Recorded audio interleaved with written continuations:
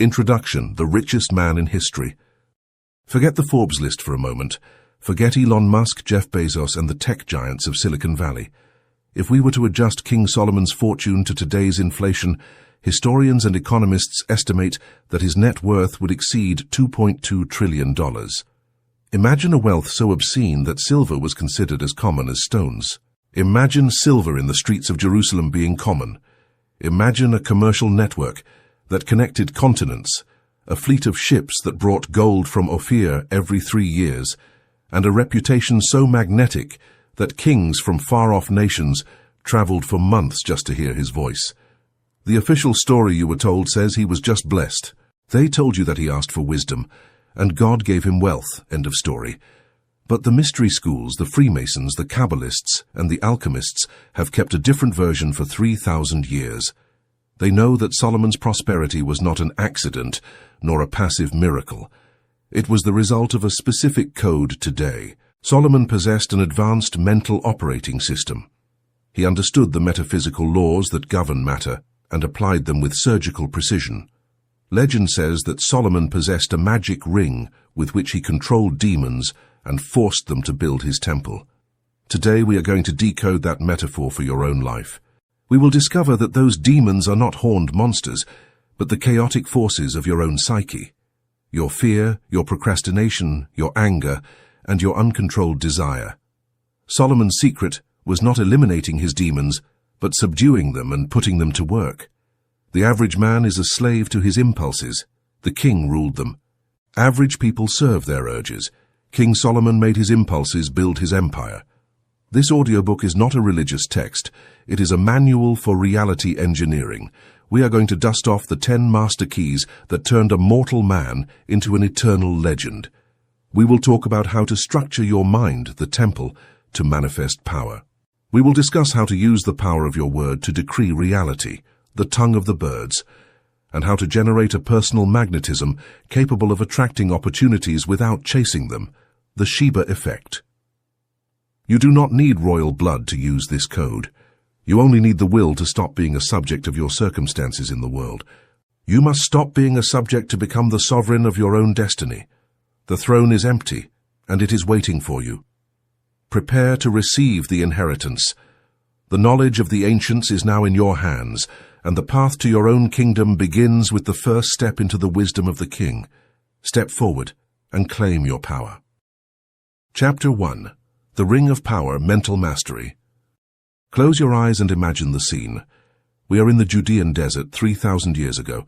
King Solomon is sitting on his ivory throne covered in gold. Around him the air vibrates. In front of him there are no ambassadors, no generals, no priests. In front of him there are shadows, there are creatures of smoke and fire today.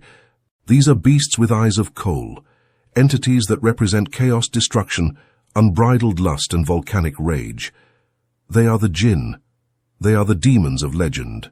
Any other man would be trembling or dead or possessed. But Solomon is calm. His breathing is steady. His gaze is made of steel. He is the master of the moment. He raises his right hand. On his finger a ring shines, a ring with a geometric seal engraved, the Star of David, the hexagram, the union of heaven and earth. Seeing the ring, the beasts bow their heads. The chaos stops. The king speaks with a voice that is soft but immovable. Build my temple, and the beasts obey his command. The beasts, who by nature only know how to destroy, start cutting stones, smelting metals, and raising the most sacred building of antiquity. This is the legend. And for centuries, treasure hunters have turned heaven and earth, seeking that physical ring. They believe that if they find the object, they will have the power. How naive! If you found Solomon's physical ring and put it on, nothing would happen.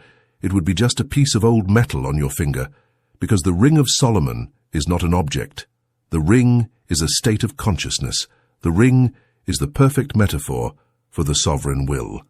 Today we are going to deliver the ring to you. We are going to discover that the 72 demons of the Goetia do not live in hell. They live in your limbic system. They live in your subconscious. They are your addictions. It is your laziness. It is your fear of public speaking. It is your envy. It is your compulsive desire. The average man is a slave terrified by these demons. King Solomon is the tamer who uses them as pack animals to build his wealth. Welcome to the royal hierarchy. By subduing these internal forces, you stop being a victim of your impulses and become the architect of your own reality. The gold of your life will be forged by the very forces that once threatened to consume you. The anatomy of your demons. To dominate, you must first understand what you are dominating. Religion has taught you to fear your darkness. It has told you that your evil thoughts and low instincts are sins to eliminate. They taught you to pray for them to go away. They taught you to repress them, to hide them in the basement and pretend to be good. Solomon laughs at that. The secret code says, energy is neither created nor destroyed, only transformed. Your demons are pure energy. Think about it. How much energy does a man possessed by rage have? He is capable of lifting a car, of not sleeping, of working 20 hours straight, driven by resentment. It is nuclear force. How much energy does a man possessed by lust have? He is capable of crossing oceans, composing symphonies or starting wars, all to conquer the object of his desire. How much energy does fear have? It makes you run faster than an Olympic athlete. Demons are the engine of the world. The problem is not the demons, it is that they are loose. The problem is that in your inner kingdom, the throne is empty. When there is no king, the demons take command. And a demon in command is a disaster.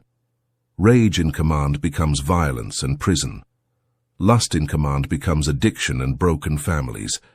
Fear in command becomes paralysis. Laziness in command becomes depression. Look at your life today. If you don't have the money you want, if you don't have the body you want, if you don't have the peace you want, it is not because you are bad. It is because there is a mutiny on board. There are parts of you, demons, that are sabotaging the king. You say, tomorrow I wake up at 6 to work on my project. At 6 the alarm goes off and a voice says, no, it's cold, sleep more, it's useless, and the demon of laziness speaks. And you obey the demon. You hand over the crown. You become its subject. Every time you break a promise to yourself, you are abdicating the throne. You are kissing the feet of the beast in your own house. The ring as technology of the will. What then is the ring? The ring represents the I am. It is the self-aware consciousness that separates itself from impulse. The animal is its impulses. The dog is hungry. The dog eats. The dog is angry. The dog bites. There is no distance. The king has impulses, but he is not his impulses. The ring is that distance. It is the ability to observe the demon shouting, I want sugar, and to say with absolute calm, I hear you, but the answer is no. Or better yet, I'm not going to give you sugar, but I am going to use that anxiety you feel to go for a run. Solomon's seal had the ineffable name of God engraved. This is the key of authority. That name is not a magic word like abracadabra. That name is the vibration of authority. When you put on the ring, you stop negotiating with your mind. Slaves negotiate. Kings decree. Look at your internal dialogue. Oh, I don't know if I should go to the gym. I'm tired. Maybe tomorrow. That is a committee of slaves. The king says, I am going to the gym. Period. There is no debate. The body may complain. The beast growls. But the body moves because the king has given an order. By exercising this sovereignty daily, the gold of the ring thickens, and the demons of doubt begin to understand that their master has finally returned home. Why you need demons, the secret of construction. Here comes the most controversial part of the Code of Solomon. Why did Solomon use demons to build the temple of God? Why didn't he use angels? Because angels do not have hands to carry stones. Angels are beings of light, of intellect, of pure ideas. They live in the world of abstract forms and high frequencies today. They are great for inspiring the design of the temple, the idea, the vision. But to move tons of physical rock, to sweat, to dig into the earth, to deal with the density of matter, you need brute force. You need the density of demons. You need the visceral impulse. You need the hunger and the fire of the lower realms. If you are a too spiritual person who represses all desires and only wants to be light, you will be very good at meditating, but you will probably be broke. You will have no thrusting force in the material world. To make money, which is dense matter, you need a bit of hunger. You need ambition, which is tamed greed. You need a bit of aggressiveness, which is channeled rage, to close deals and defend your boundaries. Solomon did not kill his demons. He tamed them. He took the demon of avarice and said, "I like your hunger, but you're not going to steal. You're going to work to create the best trade system. You'll bring me gold under my rules." And avarice channeled became prosperity. He took the demon of pride and said, "I like your desire to be great, but you're not going to humiliate others. You're going to build the most majestic temple so the world is amazed. You will seek excellence." And pride channeled became majesty. This is the alchemical transmutation. Do not throw your darkness in the trash. It is the fuel of your rocket. Coal is dirty, but if you burn it in the right boiler, it moves the train. Your traumatic past, your complexes, your wounds, your rage against the system, all of that is free atomic energy. The rich and wise man is not the one who has no shadow. It is the one who has put his shadow to work on the great work. By aligning your darkest drives with your highest vision, you create a synergy that the purely good or the purely evil can never achieve. You become a total being, a sovereign who rules both the heights of the spirit and the depths of the material world. The hexagram seal, as above, so below. The symbol on Solomon's ring is the six-pointed star, a triangle pointing up, fire, spirit, masculine, intertwined with a triangle pointing down, water, matter, feminine. It represents perfect balance. King Solomon is right in the middle. He is not just spirit, an ascetic monk who flees the world. He is a master of both.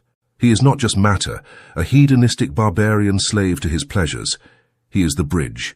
He brings heaven down to earth. The ring reminds you that you have dual citizenship. You are a citizen of heaven, your mind is divine, and a citizen of earth, your body is animal. Your job is to impose the law of heaven on the chaos of earth. That is dominion. Dominion is not tyranny, dominion is order. A garden without a gardener becomes a jungle of weeds. A mind without will becomes an asylum of worries. You are the gardener. The ring is your pruning shears. By maintaining this balance, you ensure that your empire is both prosperous and sacred.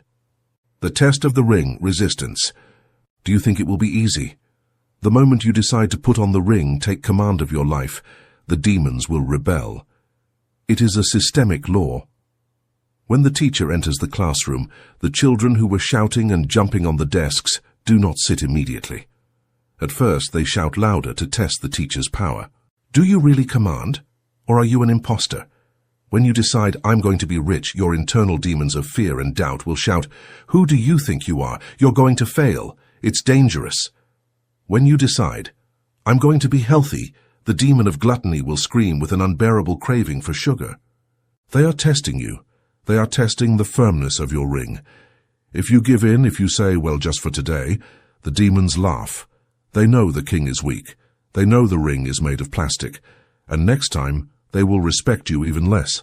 But if you stand firm, if you hold the gaze of the beast, you win. If you feel the desire to smoke or to procrastinate or to give up, and you observe it without moving, breathing with the calm of Solomon, the beast gets tired. The beast recognizes a superior vibration, and eventually the beast bows its head and lies at your feet. That is where you obtain the power of the ancients. Each temptation overcome does not disappear. It is integrated into you as strength of character. Every time you do what you should do instead of what you want to do, you are polishing the gold of your ring. The demons begin to work for you, not out of love, but out of respect for the undeniable authority of your sovereign will. The brass vessel containment. Legend says Solomon enclosed the rebellious demons in brass vessels and sealed them with lead. This is a lesson in emotional containment. An emotion is like a gas. If you leave it free, it dissipates and does nothing, or it smells bad. If you enclose it in a cylinder, the vessel, and compress it, it becomes pressure. And pressure moves pistons. The weak man vents everything he feels. If he is angry, he shouts. If he is sad, he cries in public. If he is horny, he seeks immediate sex. He loses his pressure. He loses his power. He is a leaking boiler. Solomon teaches the art of silence and containment. You must contain the fire within. If you have a project, do not tell everyone. That releases the pressure. Shut up. Keep that energy in the vessel. Let the pressure rise until the only way to release it is to work on the project.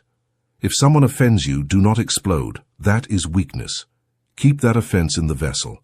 Let it become a cold determination today. Let it become a cold determination to show the world who you are through your success. Silence accumulates power. The ring seals the vessel. By mastering the art of containment, you transform raw, chaotic emotion into a focused laser of intent that can pierce through any obstacle in the material world. You are the master. How to forge your ring today? You're not going to find the ring in an antique shop. You have to forge it in the fire of your daily routine. Here is the protocol to activate Chapter 1. 1. Identify your main demons. Do not call them problems. Give them a face. Is it Asmodeus, lust, immediate pleasure, preventing you from saving? Give them a name. Is it Belial, rebellion, laziness, preventing you from working? Is it Baal, pride, fragile ego, making you fight with everyone? Recognize them. Say, I see you. I know you're there. I know you have a lot of energy. 2. Separate yourself from them. Stop saying, I am lazy. Say, I feel the presence of laziness in my body. You are not laziness. You are the king observing a lazy subject. This dissociation is key. The king is not the peasant. 3. Give the command, the decree. When you feel the impulse, use the internal voice of command. It is not a hysterical shout. It is a dry, low, and final voice. No. Now we go to work. Get up. Without explanations. A king does not justify himself to his subjects. 4. Assign a task, sublimation. Do not leave the demon idle. Give it work. If you have a lot of anxiety, excess energy, do not try to calm down sitting on the sofa. Anxiety will eat you. Use that nervous energy to clean the house or to do 100 push-ups. Tell anxiety, do you want to move? Fine, let's move by building something. Turn the shaking into action. By directing the energy of your demons toward constructive goals, you fulfill the alchemical promise. You turn the lead of your impulses into the gold of your character and your destiny. You are now Solomon. The danger of losing the ring. There is a story in the Talmud where Solomon, drunk with power, takes off the ring to show it to the demon Asmodeus. In that instant, Asmodeus grows until he touches the sky, grabs Solomon, and throws him 400 miles away, usurping his throne and his appearance. Solomon spent years wandering as a beggar in the world. He went around saying, I am the king, and everyone took him for a madman. The lesson is brutal. Power is not permanent. Power depends on your vigilance. The moment you take off the ring, lose consciousness, become arrogant, think you no longer need discipline, the beast takes control and the fall is very hard. Many successful men have lost their empires because once at the top, they took off the ring. They let themselves be carried away by drugs, scandal, or laziness, and their own demons, who once worked for them, ate them alive. The price of the ring is eternal vigilance. Keep your ring polished. Keep your throne guarded. Chapter 2. The Inner Temple, Order and Structure. Imagine for a moment that you are the universe. You are an infinite, generous, and abundant force that wants to pour energy, money, love, opportunities onto its creatures. You look down and see 2 containers. The first is a chalice of pure gold. It is clean, shiny, without cracks, placed on a firm pedestal. Its structure is perfect. The second is a broken plastic trash can.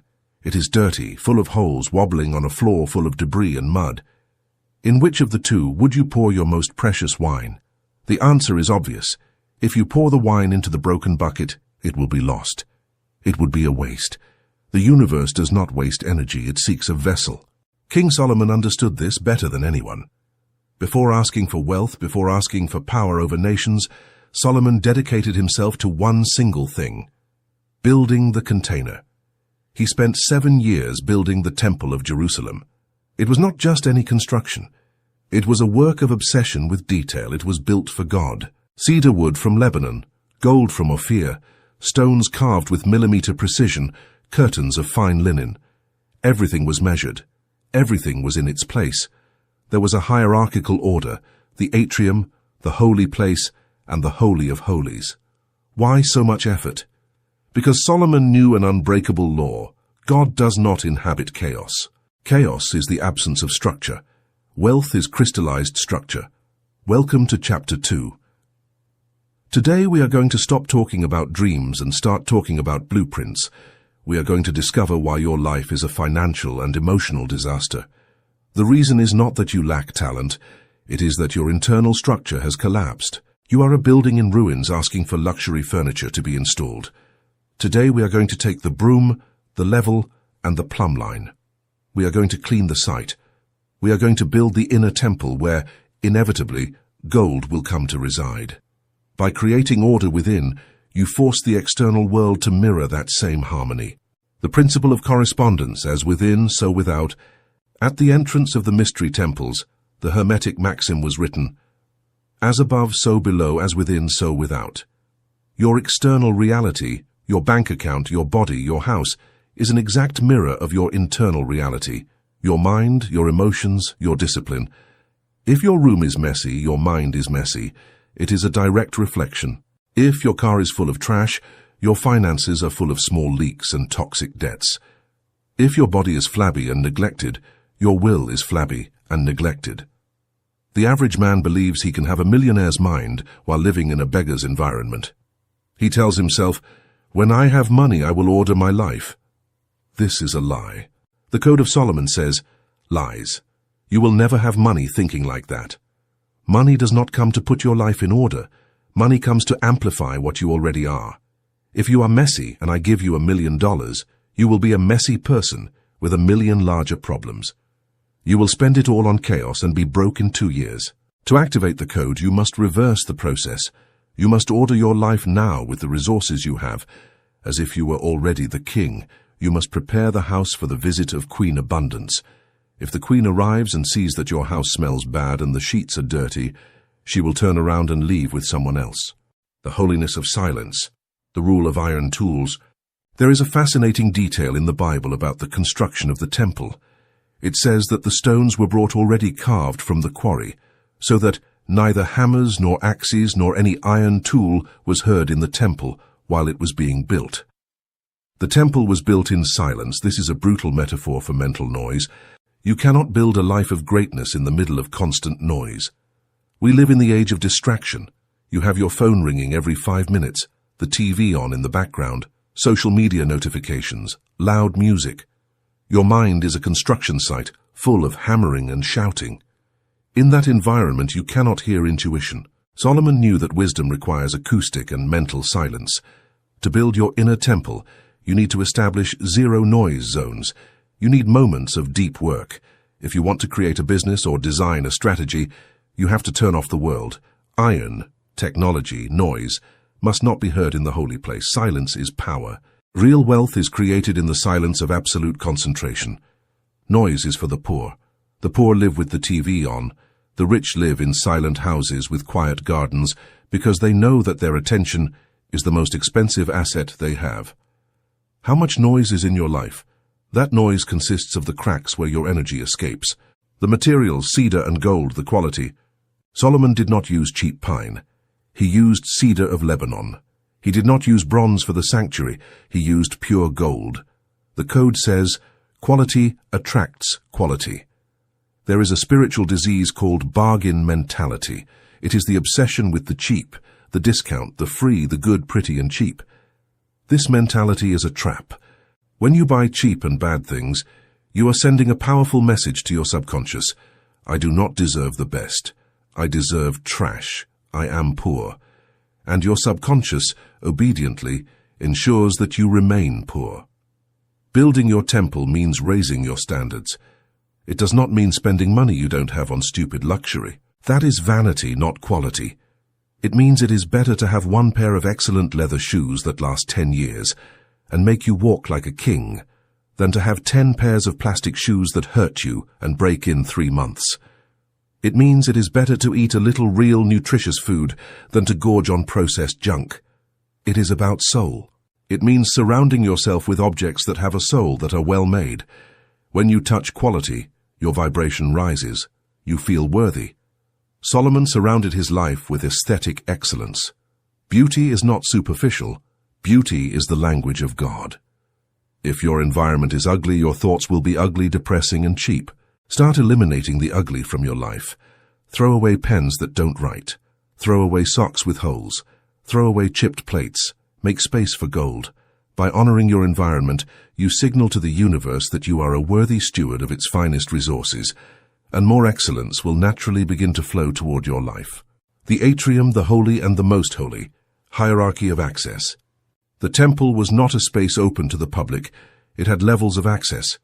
The atrium, outer courtyard, where the people could enter. The holy place, where only the priests entered.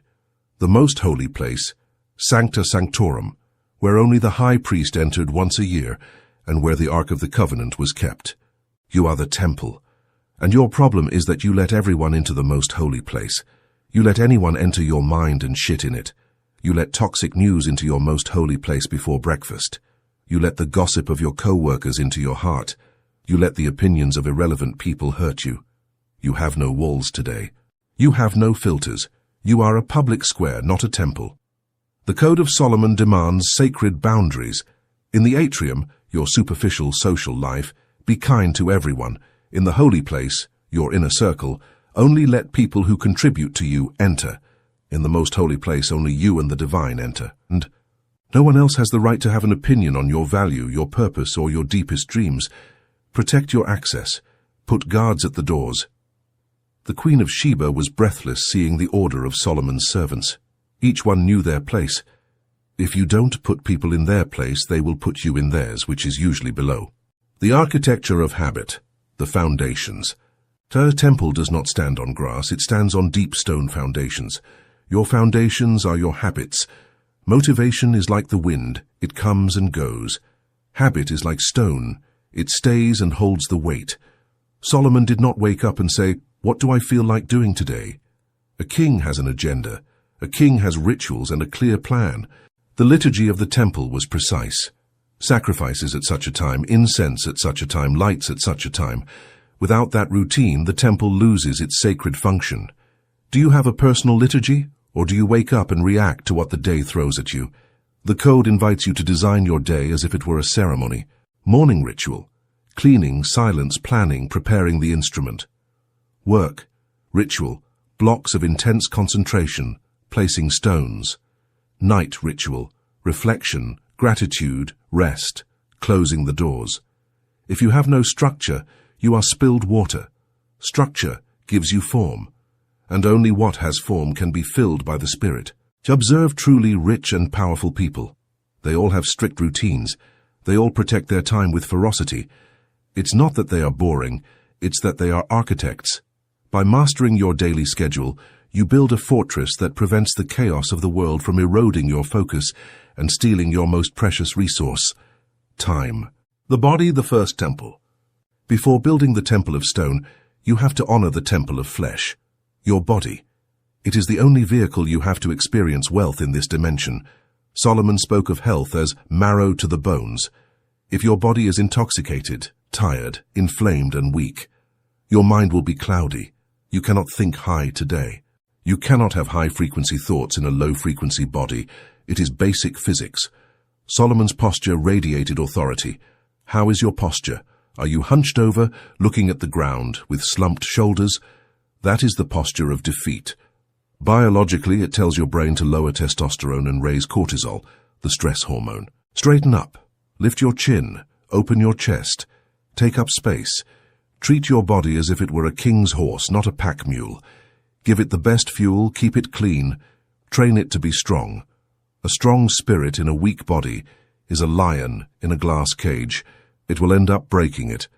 Your physical vitality is the engine of your royal manifestation. The law of the vacuum cleaning. To build the temple, Mount Moriah first had to be cleared. You cannot build the new over the old without cleaning. Many of you are accumulating. You accumulate old clothes you don't use. You accumulate papers. You accumulate emails. You accumulate grudges. You accumulate limiting beliefs. It is a burden that slows you down. The universe hates a vacuum, but loves to fill vacuums. If your cup is full of dirty water, God cannot pour wine. You have to empty the cup. Apply Solomon's minimalism. Solomon had a lot, but everything he had possessed a purpose and beauty. He had no clutter. Make a purge this weekend. Throw away what is broken. Be ruthless. Give away what you don't use. Clean the corners. When you free up physical space, mental space is freed up. You feel a weight lifted off your shoulders. That lightness is the sign that you are ready to receive. If you cling to the old out of fear of lack, you are decreeing lack. Faith is throwing away the old, knowing that the new will come. The aesthetics of authority. Let's talk about how you dress.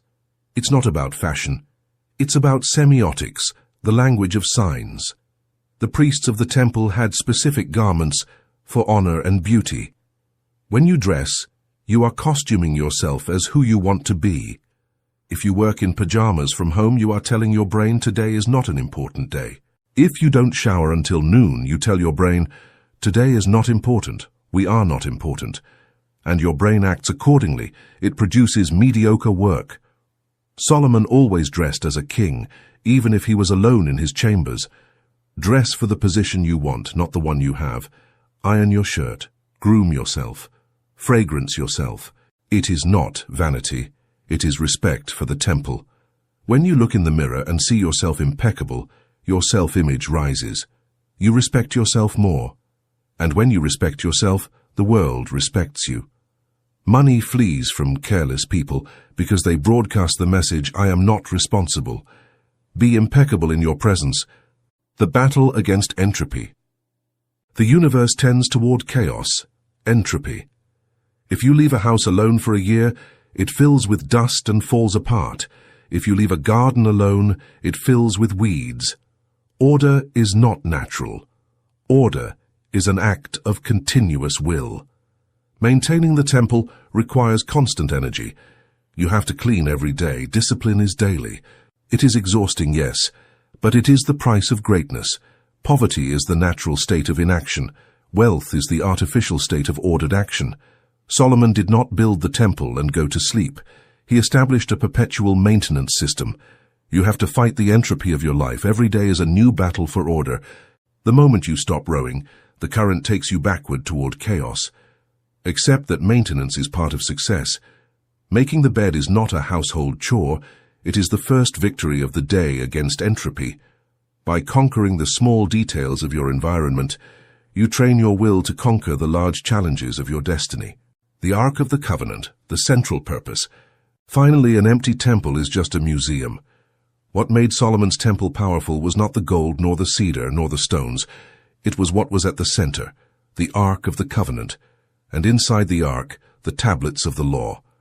What is at the center of your life? Why do you want money? Why do you want power? Answer honestly. If the answer is to buy things or to be envied, your temple is empty. It is a shell. You need a sacred purpose, something bigger than your ego. Solomon built the temple for the name of YHWH, to bring light to the world, to govern with justice. When your ambition is aligned with service, your structure is indestructible. The universe protects those who work for the plan. If you only work for yourself, you are alone. If you work for something greater, you have infinite backing. Define your arc. What is your covenant? What will you defend until death? Put that in the center of your mind and everything else will revolve around it like planets. How to build your temple today. Here is the architectural protocol to activate Chapter 2. 1. The Chaos Purge. Choose one area, your desk, your car, or your closet. Order it to the level of an operating room. Throw away the excess. Feel how the energy changes. That is the feeling of the temple. Expand it little by little to your entire house and your life. 2. Establish silence. Buy noise-canceling headphones or find a quiet corner. Dedicate 1 hour a day to sacred work without a phone, without internet, without interruptions. Protect that hour as if your life depended on it, because your wealth does. 3. Define your zones. Stop telling your dreams to people in the atrium. Identify who your priests are, mentors, loyal partners, and give them access. Close the door to emotional tourists. 4. Raise your aesthetics. Throw away your old underwear. Buy a nice coffee mug for work. Small quality details remind you that you are a king in training. 5. Daily liturgy. Write down your ideal routine. Repetition creates habit. Habit creates character. Character creates destiny. By laying these stones today, You ensure that the structure of your life is strong enough to hold the immense wealth and power that the Code of Solomon is about to bring into your reality. Your temple is rising. Prepare for the manifestation. Chapter 3. The Tongue of the Birds, the Power of the Word. Legend has it that King Solomon possessed a gift that no other monarch has ever had. It was said that he knew the tongue of the birds. He could sit in the gardens of his palace and converse with hoopoes, eagles, and doves. They brought him secrets from the far corners of the world. He was a master of high-frequency communication. It was also said that he had power over the ruach, the wind, that he could command the winds to carry his ships or bring rain. The modern rational mind thinks fairy tales, Dr. Dolittle, fantasy. But you who are decoding the code already know that in sacred texts, the literal is the shell and the symbolic is the nut. It is a key. Solomon was not chirping with sparrows. The tongue of the birds is an ancient code for high frequency. Birds fly high. They see the world from above. They represent elevated thought, intuition, and the truths of the spirit. And wind, ruach in Hebrew, is the same word used for spirit and for breath. It is the life force. What the legend is telling you is that Solomon mastered the art of the spoken word. He understood that the human voice is not just a mechanism to transmit information. He understood that the voice is shaped wind. It is spirit converted into sound waves. And those sound waves have the capacity to reorganize matter. Sound is the tool. In Genesis, God creates the world by speaking, and God said, "Let there be light," and there was light. It does not say that God thought, nor that God moved his hands. It says that God said. Sound is the primal tool of construction, and you, made in the image and likeness of the Creator, have that same power installed in your throat. But you use it like a child playing with a loaded gun. You spend the day shooting yourself in the foot. Welcome to Chapter 3. Today we are going to learn divine grammar. We are going to discover that poverty, illness, and loneliness are often results of a bad conversation. We are going to seal your lips and teach you to speak the decree. Abracadabra. I create while I speak. Everyone knows the magic word par excellence, abracadabra. We see it in cheap magic shows with rabbits and top hats, but its origin is Aramaic, the tongue spoken by Jesus, and very close to Solomon's Hebrew. It comes from the phrase avracadabra, which literally means I create as I speak, or I will create while I speak. This is the master key. Reality is not solid, reality is vibration. Quantum physics confirms it. Everything is atoms vibrating at different frequencies. And what is the voice? Vibration. Have you ever seen a cymatics experiment? Sand is placed on a metal plate and a sound frequency is applied. The sand organizes into perfect patterns. Sound orders matter. When you speak, you are emitting a frequency that orders the sand of your reality. If your frequency is, I am a disaster, I never have money, I am tired, life is shit. What geometric pattern do you think you are creating in your life? You are creating a pattern of chaos, lack, and fatigue. It is a law. And then you are surprised when your life is chaotic, poor, and fatiguing. You say, you see, it's true I am poor. The Code of Solomon tells you, you do not describe it because it is true. It is true because you describe it. You have confused the cause with the effect. You believe you talk about your problems because they exist. But the metaphysical truth is that problems persist because you keep talking about them. You are giving them your breath, ruach. You are giving them life. If you stopped talking about them, if you withdrew your attention and your word, they would die of energetic starvation. Your silence is the death of the obstacle and the birth of power. The complaint syndrome. Involuntary black magic. Most people practice black magic against themselves 24 hours a day. It is called complaining. Complaining is the most perverse use of the power of the word. It is a negative decree repeated with emotion. I'm sick of my job. My partner is useless. The country is going to hell. I always get sick in winter. These are seeds. Analyze the phrase, I always get sick in winter. That is an order. You are telling your immune system, listen well. When December arrives, lower the defenses and let the virus in. It is what we always do. It is our identity. And your body, a faithful servant, obeys, and then you have the audacity to say how unlucky I am. It is not bad luck. It is cellular obedience to a royal mandate. King Solomon wrote, "Death and life are in the power of the tongue, and those who love it will eat its fruits." Proverbs 18:21. Notice that it does not say some things. It says death and life. You can kill a relationship with words. You can kill a child's self-esteem. You can kill your own future with words. Or you can give life. You can resurrect someone's hope with a phrase. You can heal your body by speaking to it with love and authority. Every time you open your mouth, you are signing a contract with the universe. Are you signing contracts of wealth or of debt? Be careful with what you sign. The power of I am. The two most powerful words in the universe are I am, or I stay. In Hebrew, Ehyeh, the name that God gave to himself before Moses.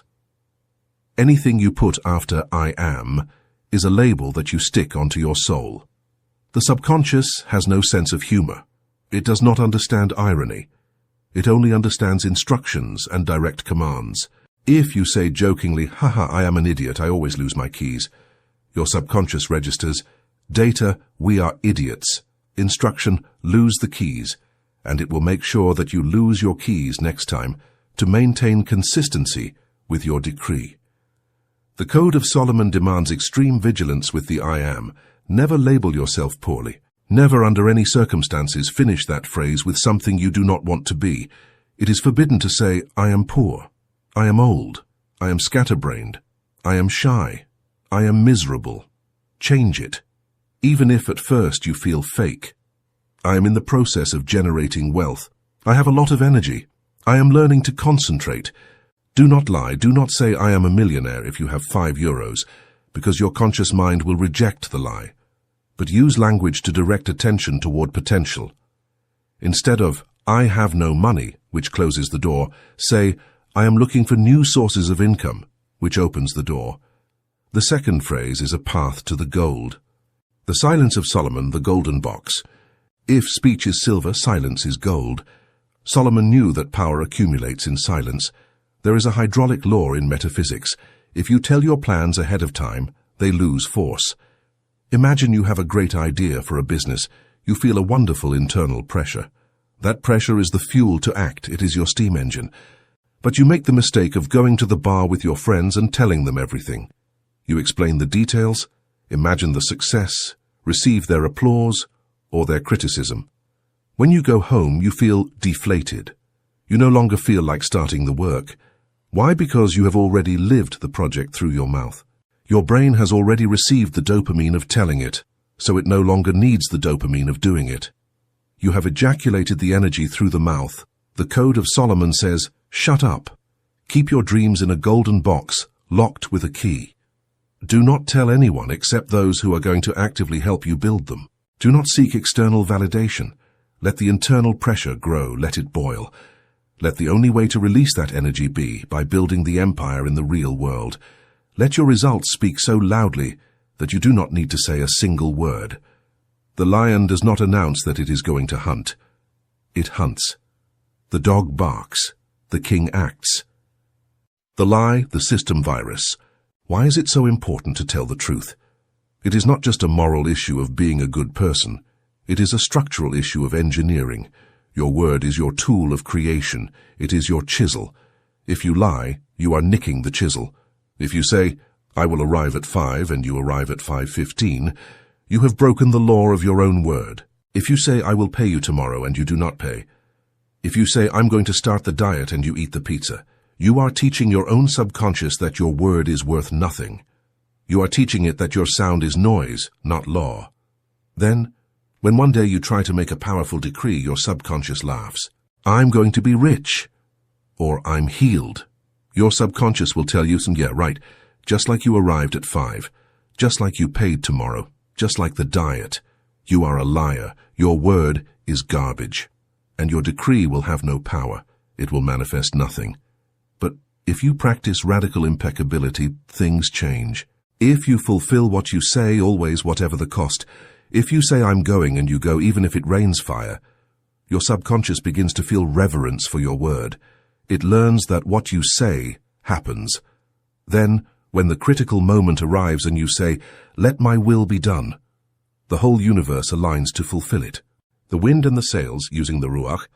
Legend says that Solomon traveled on a flying carpet propelled by the wind. The metaphor is clear. The wind, ruach, spirit, carries you if you know how to set the sails. Your words are the sails. If you set the sails of "I can't," the wind of life will push you backward. If you set the "I am capable" sails, it pushes you forward. The wind is neutral. It does not care where you are going, it only pushes. You are the captain who orients the sail with language. Look at how winners speak and how losers speak. The loser uses passive language. "Let's see what happens. I hope I get lucky. They did this to me." He is a victim of the elements and the sea. The winner uses active language. "I will make it happen. I'm going to create the opportunity. I assume responsibility. I decide."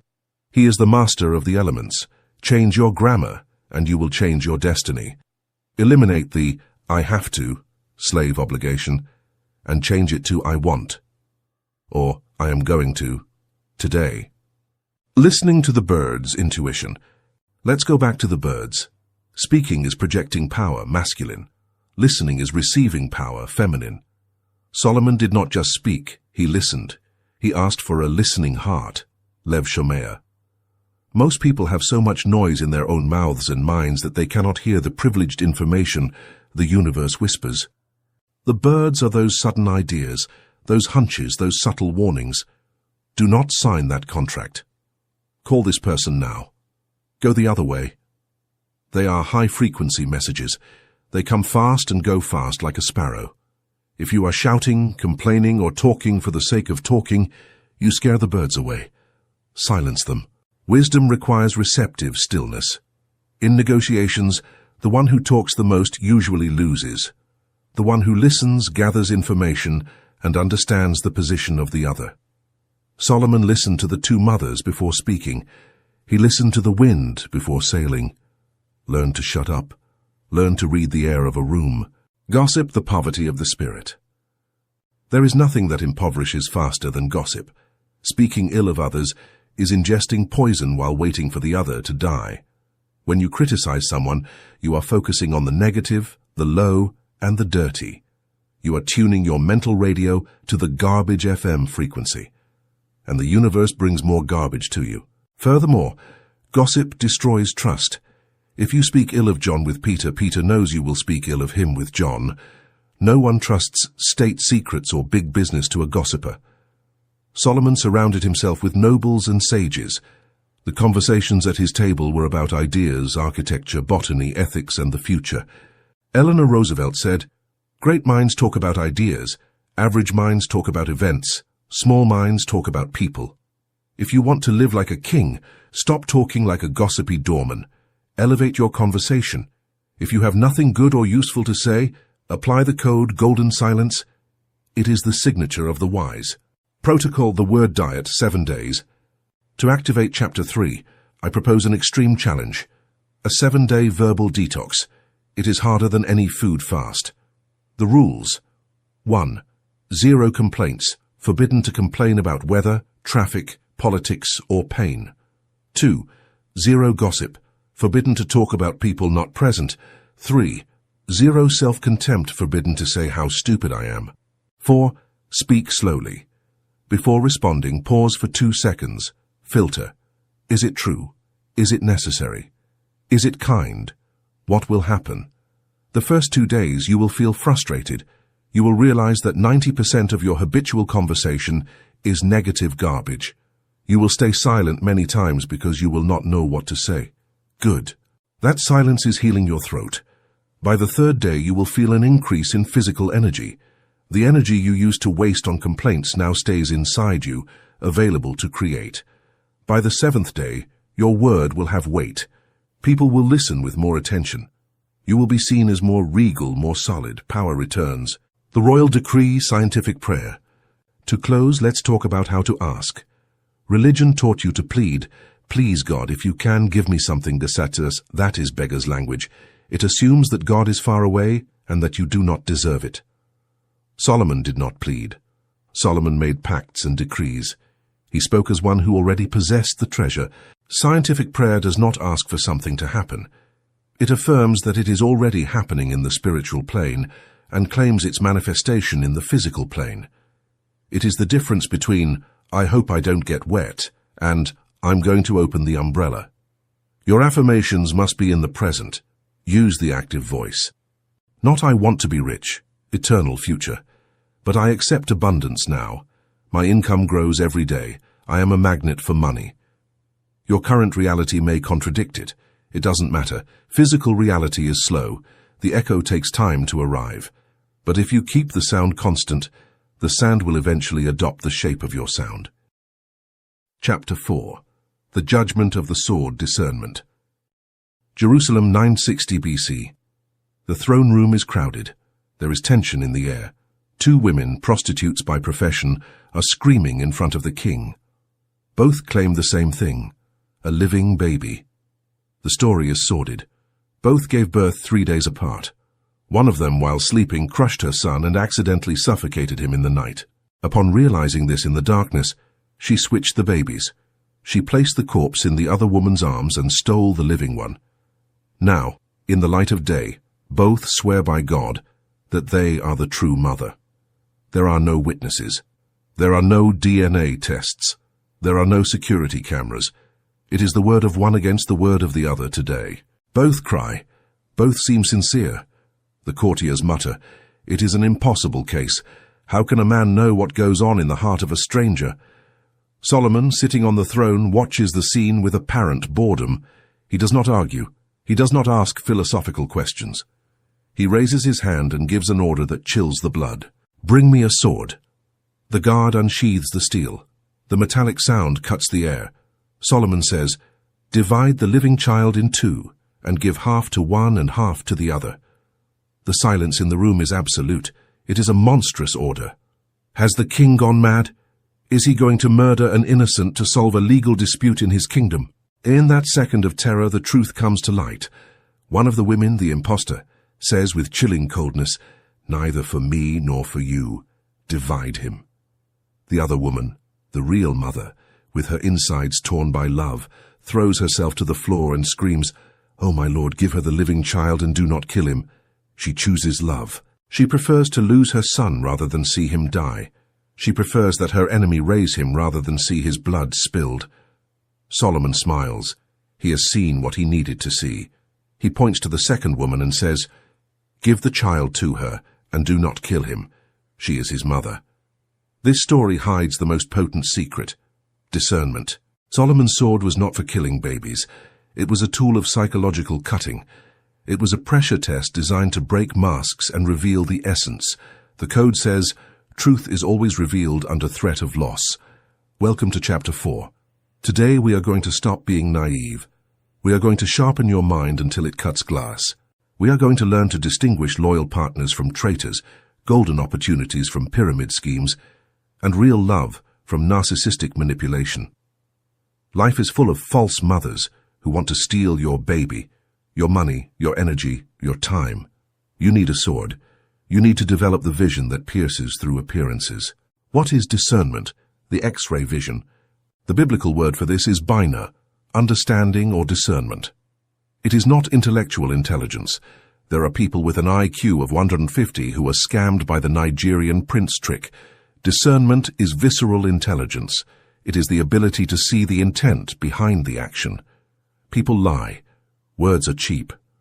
Talk is just a distraction. Anyone can say, "I love you," "I am honest," or "This business is safe." The naive person listens to the words and believes them. The naive person projects their own goodness onto others. Since I wouldn't lie, he won't lie either. That naivety is deadly. In the world of business and power, being naive is suicide. Solomon knew it. Solomon did not listen to the words. He listened to the vibration. He used the sword to provoke a reaction. Discernment is the art of asking uncomfortable questions, of setting sharp boundaries, and of observing how the other reacts. It is the ability to see the bone structure of reality beneath the skin of appearances and lies. The psychology of the imposter, envy. Let's analyze the false woman. Why did she agree to divide the child?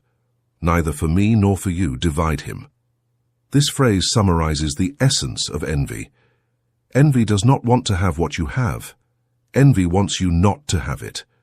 The impostor knew the child was not hers, but her pain for having lost her own was so great. Her hatred toward the happy mother was so deep that she preferred total destruction rather than seeing the other win. This is vital. There are people who prefer to sink the ship with them inside rather than watch you be the captain. They exist in your office, they exist in your family. They are the energetic vampires of your world. They are the ones who tell you, "I'm telling you for your own good that project is going to fail." They are the ones who, when you succeed, say, "Yes, but you were lucky." They are the ones who sow doubt when you are happy. The Code of Solomon requires you to identify the false mother in your life. Who is willing to divide the child? Who prefers destructive conflict over a peaceful solution where you win? Those people are not forgiven. They are expelled from the kingdom. The sword serves to cut the umbilical cord with toxic people. Do not try to heal them. Do not try to understand them. They are agents of chaos. Cut them off. Protect your life force. The test of loss. How to detect the truth. How do we apply the judgment of Solomon in the 21st century? By using the threat of loss as a chemical reagent. Imagine you have a business partner who claims to be 100% committed to you. Everything is beautiful words, but you doubt. Take out the sword. Tell them, "The situation has changed. I need to cut your pay." Tell them, "To continue, I need you to reduce your salary by 50% for 3 months to reinvest in the company. If not, we have to close." Even if it isn't true, or even if it's a test. Observe the reaction. The true mother, the loyal partner, will say, "It's hard, but if it's to save the company, I'll do it. Let's move forward." The false mother, the mercenary, will say, "No way, that's not what we agreed, I'm leaving, divide it." The truth comes out when you touch the pocket or the ego. Imagine you are meeting someone romantically. Everything is perfect.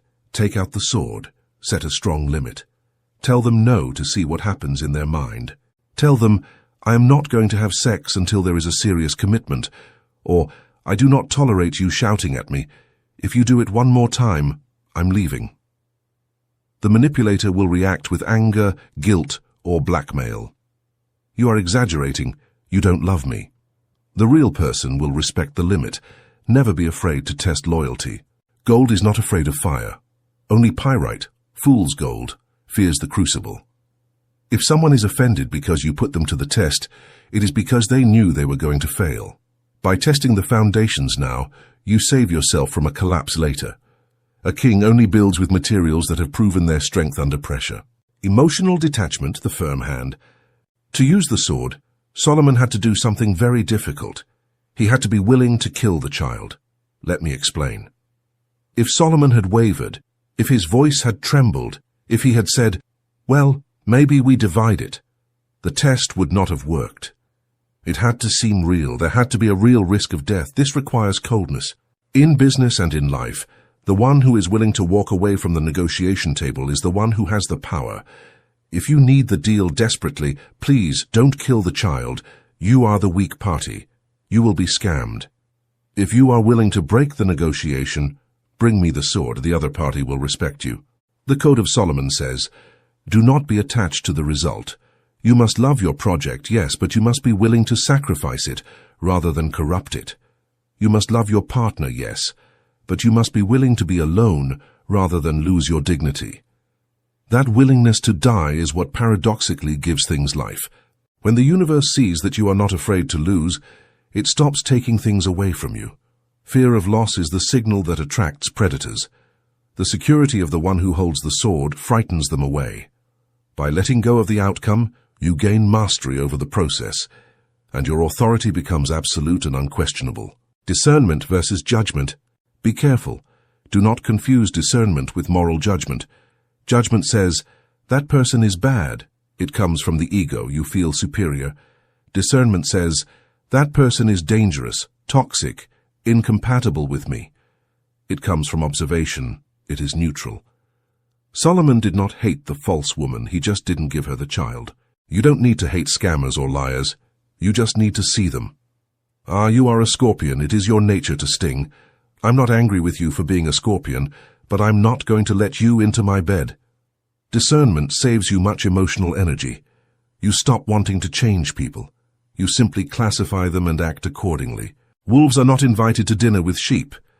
That is not being mean to the wolf, it is being responsible for the sheep. By removing the emotional charge from your observations, you see the world with a clarity that allows you to navigate the most dangerous waters with the calm of a king who knows exactly who is on his ship. Intuition, the edge of the sword. Where does discernment come from? It comes from silence, chapter 2, and listening, chapter 3.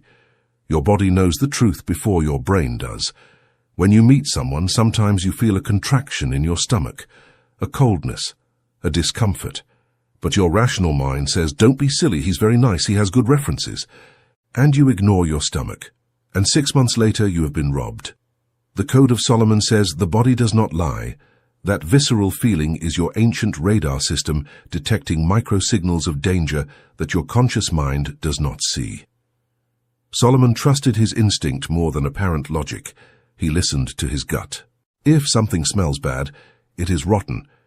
Do not try to convince yourself it is Roquefort cheese, it is trash. Sharpen your intuition. When you feel that red alert, stop. Do not sign. Do not commit. Take out the sword. Ask a difficult question. See what happens. Your internal compass is the most valuable tool for your survival and success. The sword against yourself, self-deception. The most painful use of the sword is against oneself, because the biggest liar you will ever meet in your life is you. You lie to yourself about your habits. I'll quit whenever I want. You lie about your finances. It's an investment, not an expense. You lie about your relationships. He's going to change. It is a trap. Solomon, in his book Ecclesiastes, was brutally honest with himself. He admitted that all his wealth, his women, and his palaces were vanity. He applied the sword to his own ego. To activate the code, you have to be ruthless with your own excuses. Cut through your justifications. Why are you not rich? Don't say the economy. Say because I haven't known how to generate value or because I spend too much. Why are you fat? Don't say genetics. Say because I eat more than I burn. When you cut the lie with the sword of truth, it hurts. You bleed. But only then can you heal. The truth will set you free, but first it is going to make you very angry. Prudence, the shield. If the sword is the attack, active analysis, prudence is the defense.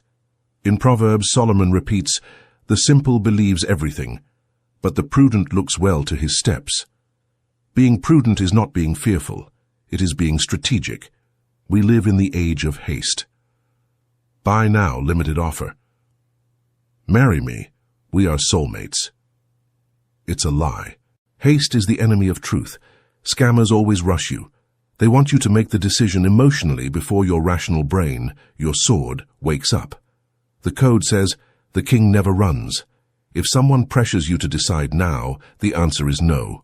Give yourself time. Time is the acid that dissolves lies. It reveals all today. Lies do not stand the test of time. The truth does. If it is a good opportunity today, it will be tomorrow.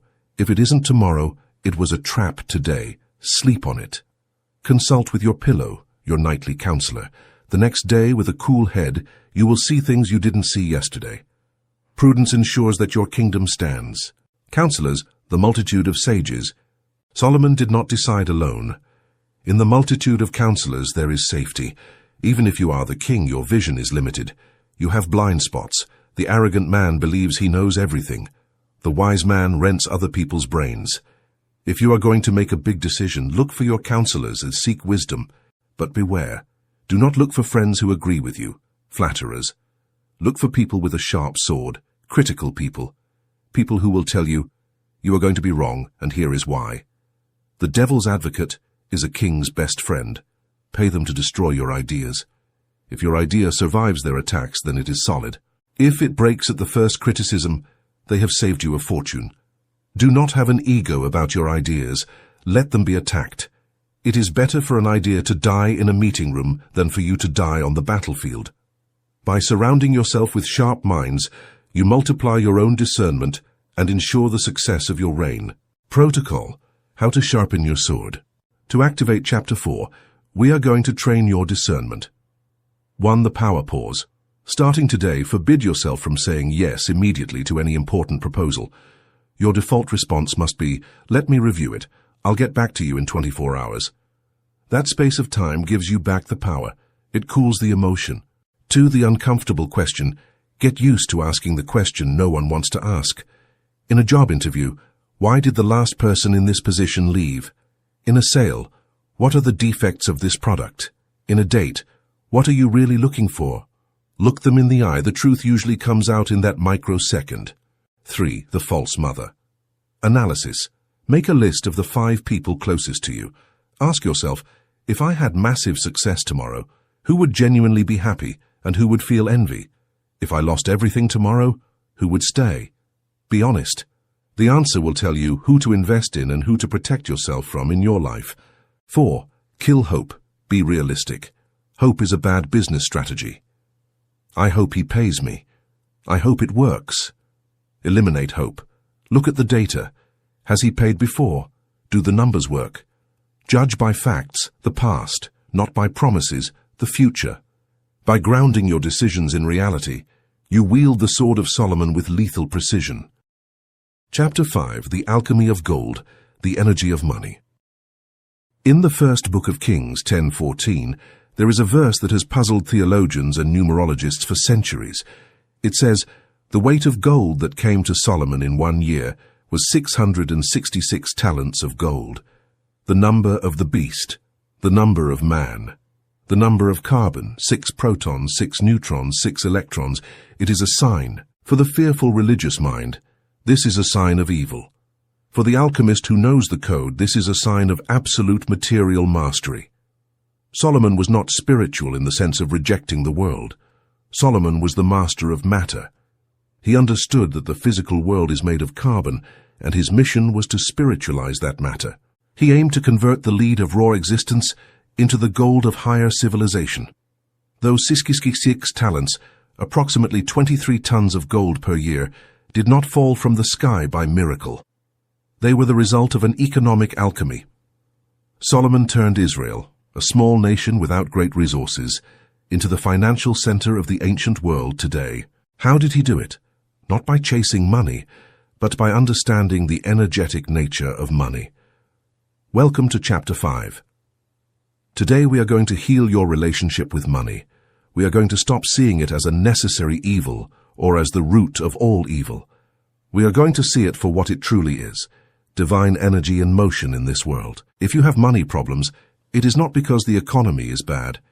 It is because your energetic flow is blocked. It is because you hate what you say you want.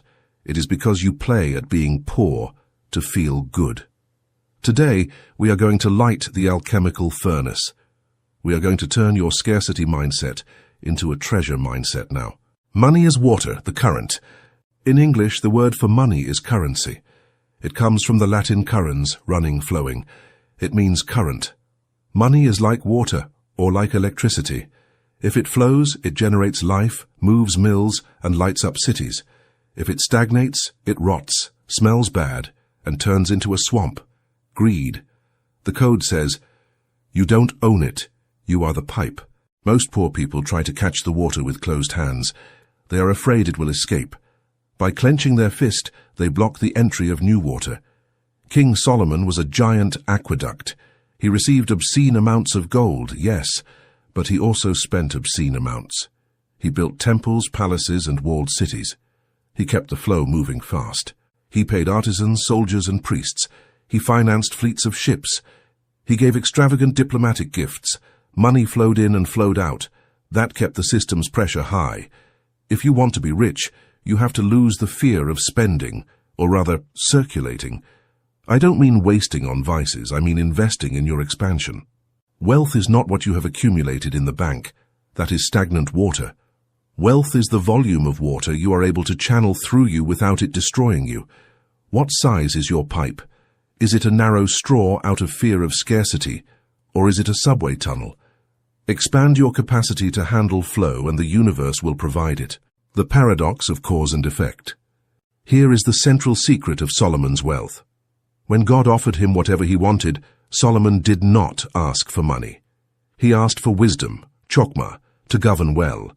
And God said, Because you have not asked for riches.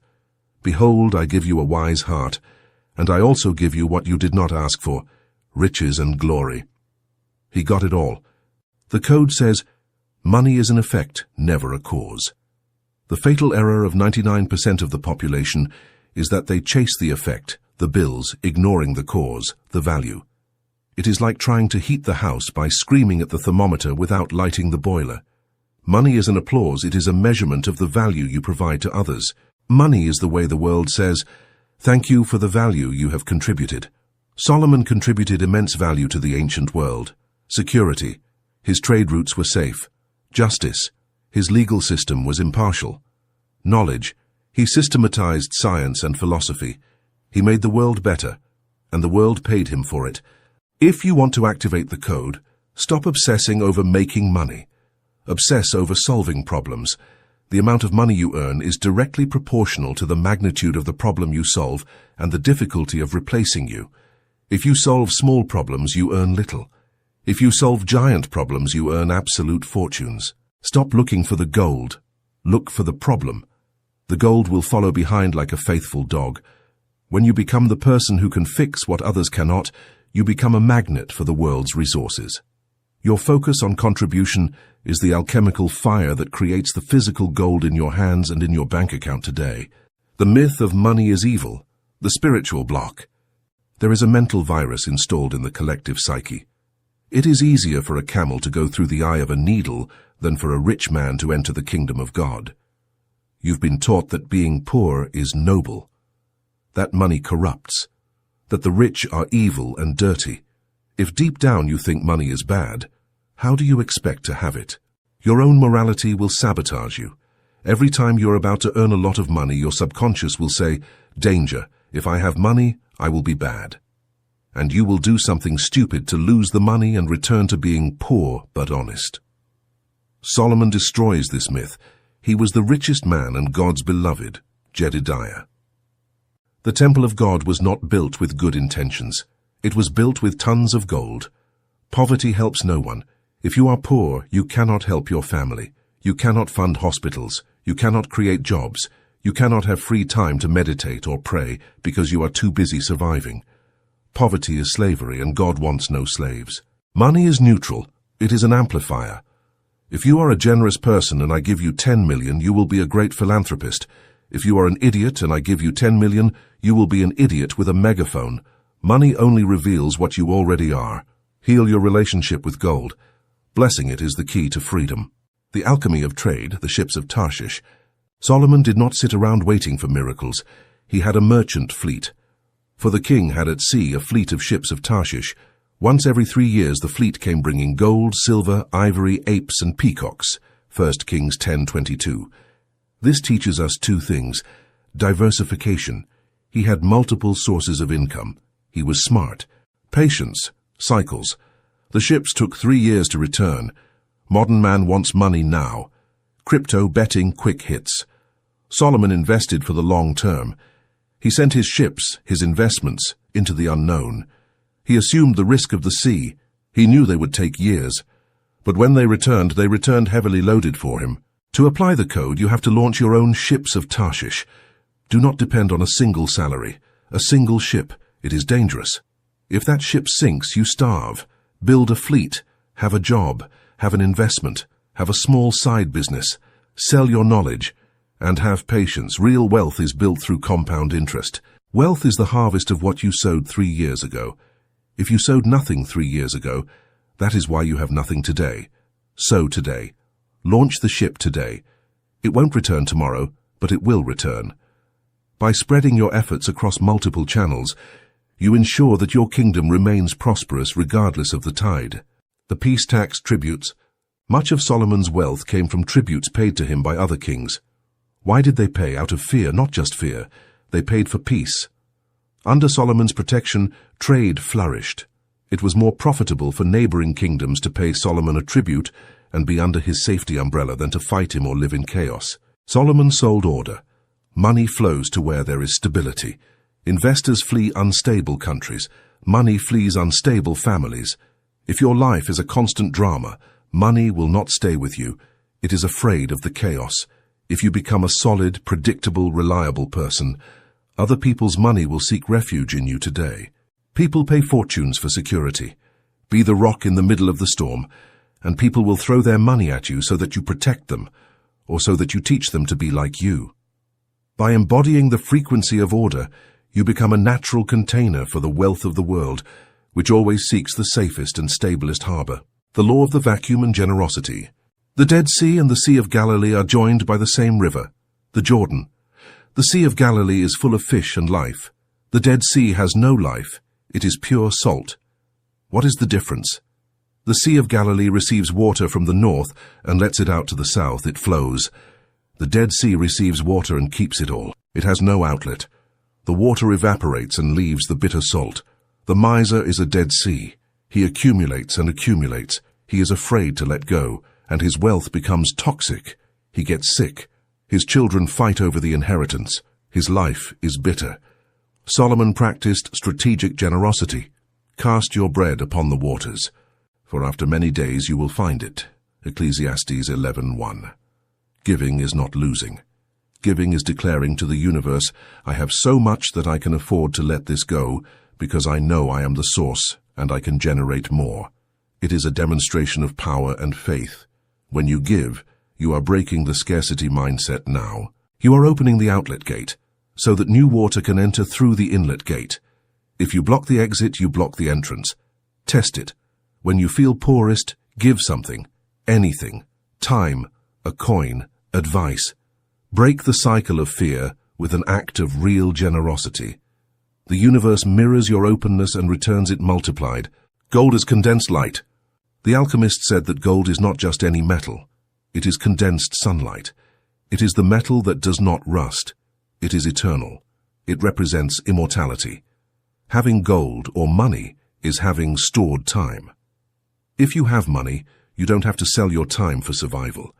You can buy others' time. You can buy your own freedom. Solomon used gold to beautify the temple. He covered the walls in gold. Why? Because gold reflects light. Money should be used to bring light, to create beauty, to educate, to heal, to enjoy. Do not keep money under the mattress for when bad times come. If you save for bad times, you are decreeing that they will come, and they will come. Save for investment, save for opportunities, save for expansion. The intention with which you save defines the destination of that savings. By viewing your capital as a tool for illumination and progress, you align your wealth with the highest forces of creation, ensuring its growth and its protection. The everything is mine mindset, sovereignty. There is a subtle but giant difference between the owner and the administrator. The slave thinks, this is not mine. The king thinks, everything in my kingdom is my responsibility. When you adopt the total owner mindset of your economic reality, you stop blaming. You stop blaming the government, taxes, or your boss. If you lack money, it is your responsibility. If you have excess money, it is your responsibility. This assumption of responsibility is heavy, yes, but it is the only door to freedom. Solomon did not wait for Egypt to subsidize him. He created the wealth. Stop waiting for help. Help is just crumbs to keep you quiet. Go out and hunt. The world is full of money. There are trillions of dollars moving electronically every second above your head. You just have to raise an antenna, a product, a service, a skill, to catch a small fraction of that flow. Money is not scarce. What is scarce is people with the courage to go and get it today. The Midas touch versus the Midas curse. Be careful. The desire for gold has a shadow. Midas asked that everything he touched turn into gold. It was granted, and he starved to death because his food turned into metal, and he killed his daughter by hugging her. Money is an excellent servant, but a terrible master. If you serve money, greed, you will be cold and alone. If you serve money, you will be alone like a gold statue. If money serves you, purpose, you will have a warm and abundant life. Solomon maintained balance for most of his life, but in the end, he faltered. The code's warning is clear. Never love money more than your own soul. Money is a tool, not a god. Use it well. Use the hammer to build the house, but do not fall in love with the hammer. Have full bank accounts and a detached heart. be able to lose everything tomorrow and know that you would still be king because your ability to generate, your alchemy, is in your mind, not in your pocket. Your true wealth is your sovereign consciousness. Protocol: Activating Financial Alchemy. To activate Chapter 5, we are going to change your financial vibration. 1. The Wallet Ritual. Take out your wallet. How is it? Old, broken, full of crumpled receipts. That is a contempt for money. Buy a good wallet. Clean it. Put the bills in order, from largest to smallest, stretched out facing the same way. Treat money with physical respect. Tell your subconscious a king lives here. 2. The Reconciliation Letter. Write a letter to money. Be honest. Dear money, I have been afraid of you. I have called you dirty.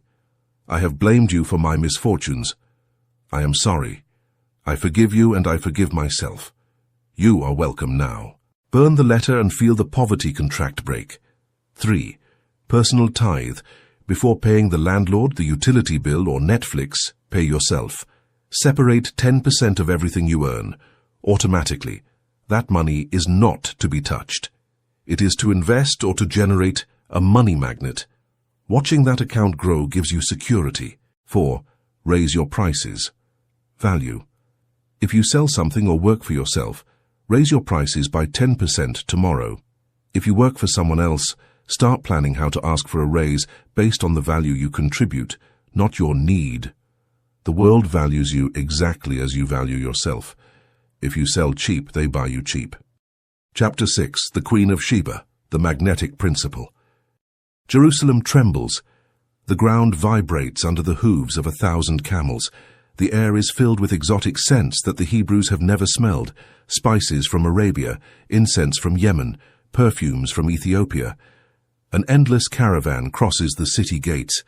In the center, surrounded by giant Nubian guards, travels a powerful woman. She is the Queen of Sheba, Makeda or Bilquis, the most powerful monarch of the south. She has traveled more than 2,500 kilometers through bandit-infested deserts, scorching heat and deadly dunes. A journey of months. Why? Did Solomon invade her? No. Did Solomon threaten her? No. Did Solomon beg her to come? Never. She came for one reason. She came for one single reason. She could not resist. She had heard the rumor. Solomon's fame had crossed borders, seas, and deserts until it reached her ears. The light of Jerusalem shone with such intensity that the queen, a royal moth, had to fly toward the fire. And she did not come empty-handed. She brought 120 talents of gold. She brought precious stones and spices in a quantity as never came again.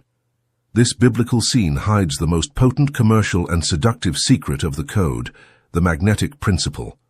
The code says, do not chase, attract. Solomon is the sun, the center, the electric, that which emits. Sheba is the earth, the visitor, the magnetic. Sheba is that which receives. Most of you live life chasing the Queen of Sheba, money, love, clients, opportunities. You run after her, sweating, pleading, lowering your prices, giving away your time. And she flees, because the nature of the queen is to flee from the one who pursues her, and to surrender to the one who fascinates her. If you have to chase it, it is not yours. If you have to force it, it will break. Today we are going to stop running. We are going to plant ourselves in the ground. We are going to turn on the light, and we are going to make the world cross the desert to come to us. By shifting your polarity, you become the prize that the world seeks. Physics of attraction, electric versus magnetic. The universe functions by polarities. There is a force that emits, masculine electric, and a force that receives, attracts, feminine magnetic. Solomon represents the positive pole. He is fixed. He is centered on his temple. He is busy with his God and his wisdom. Sheba represents the negative pole in the electrical, not moral sense. She is in motion. She seeks to be filled. The law is simple. That which is full attracts that which is empty. Solomon was so full of himself, of purpose, of order, of internal wealth, that he generated a gravitational field. Sheba, the world, resources, admiration, felt the gravitational pull and fell into his orbit today. Modern man makes the mistake of inverting the polarity. He feels empty, needing, lacking, lonely, and goes out into the world to find someone or something to fill him. He becomes a black hole of need, and people notice it. They smell your desperation. In an interview, the recruiter smells that you need the money, so they offer less. In a date, the woman smells that you need validation, so she loses interest. In a sale, the client smells that you need to close the deal, so they distrust you. Neediness is the #1 repellent of wealth. To activate the code of Sheba, you have to kill your need. You have to become Solomon. You must be occupied. You have to be so busy building your temple, so in love with your own life, so full of your own project, that the arrival of the Queen of Sheba is a pleasant extra, not a vital necessity. When you don't need her, she desires you. By focusing on your own excellence, you create the vacuum that the world naturally rushes to fill. The rumor, fame precedes the man. How did the queen find out about Solomon's existence? And when the Queen of Sheba heard of the fame of Solomon concerning the name of the Lord, she came to prove him. 1 Kings 10:1. Fame, the rumor, personal brand. In antiquity, there was no internet. Reputation traveled by word of mouth. Solomon cared for his narrative carefully. He made sure the merchants leaving Jerusalem told wonderful stories. You have to see the temple. You have to see how he judges. You have to see the gold. Those stories, amplified by distance, created a myth. People don't buy products, they buy myths. People don't fall in love with real people, they fall for the projected image. The code says, your reputation enters the room before you do. If your reputation is he is a desperate, cheap and messy guy, the door will close before you arrive. If your reputation is he is a magician, he is excellent, he is exclusive, the door will be open and there will be a red carpet. What do they say when you're gone? Are you building your legend? You don't need to lie, you need to amplify your excellence. Do things so well that people have no choice but to talk about it. Solomon did great things. He didn't build a chapel, he built the temple. He didn't write a poem, he wrote 3,000 proverbs. Mediocrity is invisible. Excellence is a cry. Excellence is a cry that crosses the desert. If you want to attract the queen, big investors, high-value partners, you have to do things worthy of being told. Every action you take is a line in the story the world tells about you. Make sure that story is so compelling that even monarchs would cross oceans just to see if it is true. The mystery, the seduction of the veil. Sheba didn't come because she knew everything about Solomon. She came because she wanted to know more. She came to prove him with hard questions, enigmas. Mystery is the engine of desire. If you are an open book, you are boring. If you are always available, you are boring. If you reply in 3 seconds, you demonstrate lack. If you respond to messages instantly, you prove you have nothing better to do. Solomon was an inaccessible king. He lived behind walls, guards, and protocols. To see him, you had to make an effort. That inaccessibility creates value. What is scarce is expensive. What is abundant is cheap. You are too abundant, you give yourself away. You tell your whole life on the first date. You tell all your business secrets in the first meeting. Shut your mouth, put on a veil. Let people wonder, who is he really? What is he thinking? How does he do it? That curiosity is the magnetic hook that drags them toward you. Solomon didn't go to the border to meet Sheba. He waited on his throne. Maintain your position. Let them come to you. By holding your ground, you signal that your time and presence are valuable prizes that must be earned. The more someone has to invest to reach you, the more they will value you once they arrive. Mystery is the silent language of high-status authority. The enigmas, the competence test. The Queen of Sheba was not a foolish groupie. She was a powerful and intelligent monarch. She was not going to give away her gold to the first king she found. She put him to the test. She came to prove him with hard questions. She threw riddles, philosophical paradoxes, and diplomatic problems at him. She tested him. She wanted to see if the myth was real. She wanted to see if there was substance behind the glow. Solomon was not offended. He didn't say, "Who do you think you are to question me?" He answered everything. There was not anything hid from the king, which he told her not. He demonstrated his competence. He was the real deal. Here is the key. Magnetism attracts, but competence retains. You can attract an opportunity with marketing, but if you don't know how to solve the problem, enigmas, when the client arrives, they will leave and take their gold with them. The code says, be as good as they say you are. When opportunity tests you, you must shine. Opportunity will always test you. Great clients are difficult and high-value people are demanding. You cannot fake wisdom before a queen. She will detect the fraud. Study, prepare, sharpen your sword, chapter 4, so that when Sheba throws the enigma at you, you cut it in the air with a smile. True power is being ready for the test. Visual seduction, the stage effect. And when the Queen of Sheba had seen all Solomon's wisdom, and the house that he had built, and the meat of his table, and the sitting of his servants, and the attendance of his ministers, and their apparel, there was no more spirit in her. 1 Kings 10:4-5. It was a technical knockout. She was left breathless by him. It wasn't just his words, it was his aesthetics, the way his servants dressed, the architecture, the food. Solomon understood the power of staging. You are the art director of your life. If you invite someone to your kingdom, your house, your office, your life, will they be left breathless? Or will they see disorder and dirt? Beauty is a force of massive seduction. You don't need millions to have good taste. You need order, cleanliness, lighting, and harmony. Take care of the details. The clothes of your employees, or your own. The design of your website. The smell of your home. Everything communicates. Every detail tells a story of your value. Solomon seduced the queen through the senses, before seducing her through the intellect. If you enter through the eyes, you have already won half the kingdom. By presenting a reality that is harmonious and refined, you prove that you are a master of your environment, which is the ultimate proof of a sovereign mind. The exchange, giving to receive. Many people think of the law of attraction as something passive. I sit, I visualize, and I receive. False. Solomon and Sheba starred in a massive exchange. She gave him 120 talents of gold and spices, and he gave unto the Queen of Sheba all her desire, whatsoever she asked, beside that which Solomon gave her of his bounty. It was a two-way flow. The code says, generosity is the lubricant of magnetism. The stingy person blocks the flow. If you want to attract money, you have to move money. If you want to attract love, you have to give love, without expecting anything in return from your abundance. Solomon didn't give gifts to buy her. He was already rich. He gave gifts to honor her and to demonstrate his own power. Look how much I have that I can cover you in jewels.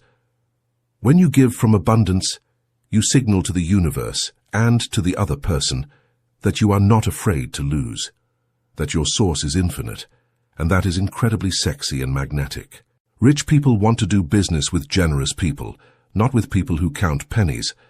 By being a large-scale giver, you position yourself as a high-level player in the game of life. You prove that you are connected to an inexhaustible supply, and that confidence acts as a beacon for even more wealth and high-level connections. Sexual polarity, the king and the queen. Although the biblical text is chaste, Ethiopian legends say Solomon and Sheba had a romance and a son, Menelik. This makes perfect metaphysical sense.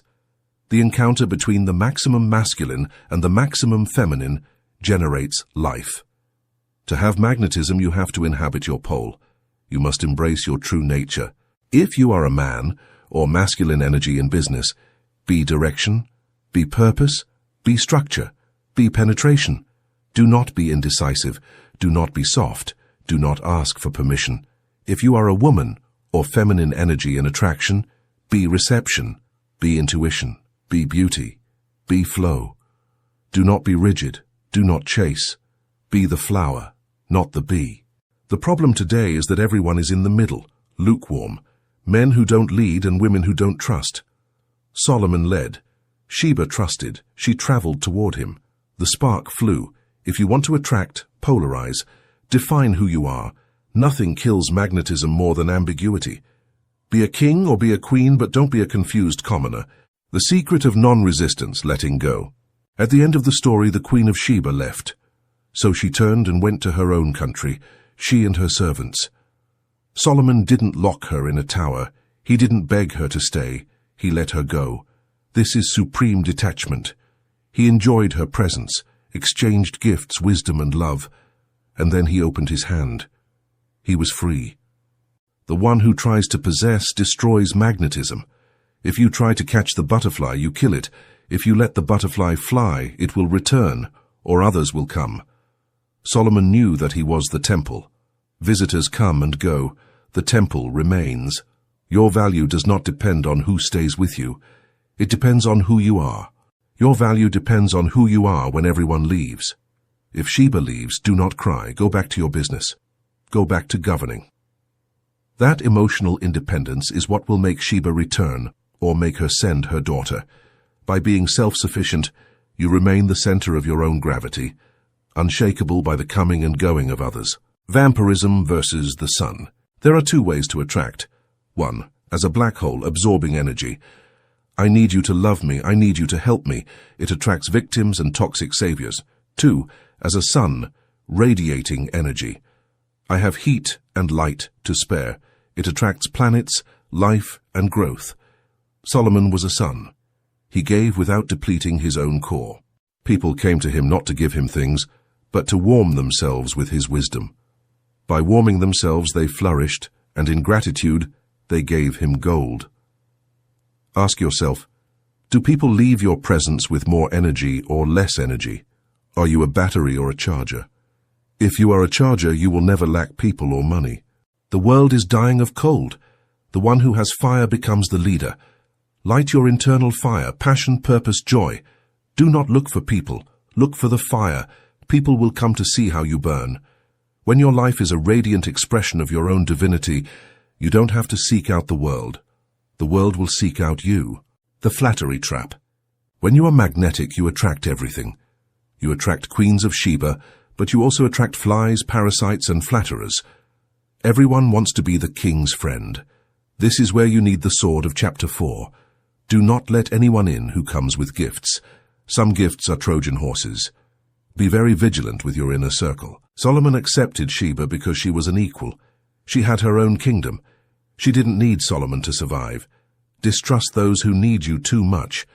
Seek relationships of interdependence, two kings collaborating, not of dependence, a king and a parasite.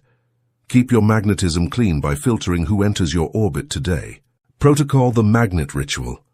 To activate Chapter 6, we are going to invert your polarity from chaser to attractor.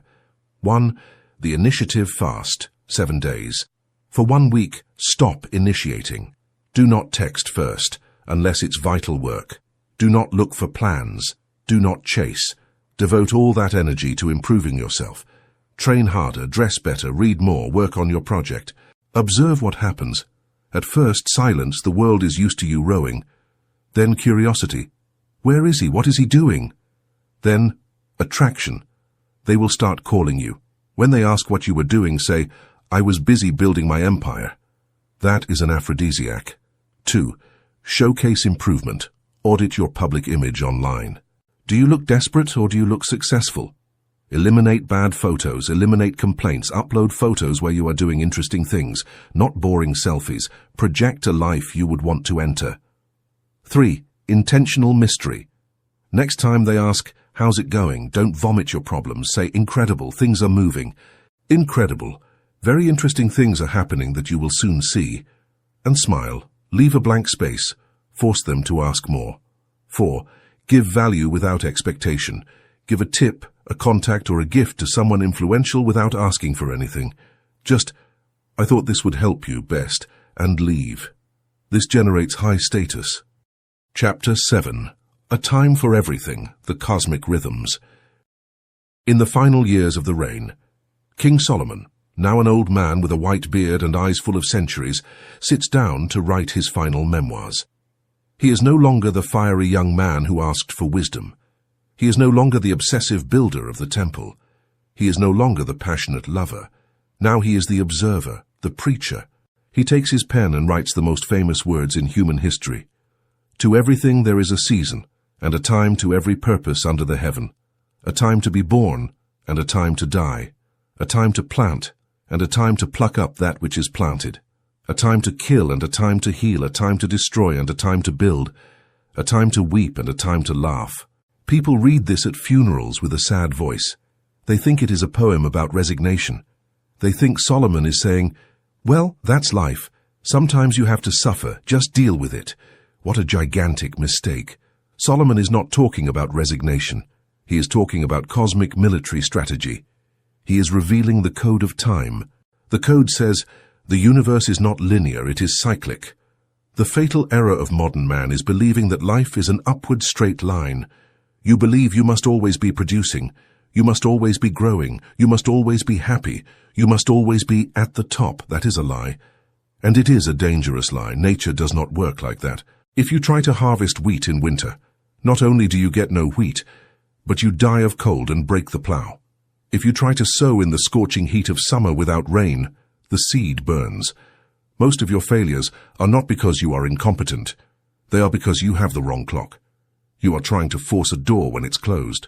You are sleeping when the universe has opened the door wide. Welcome to Chapter 7.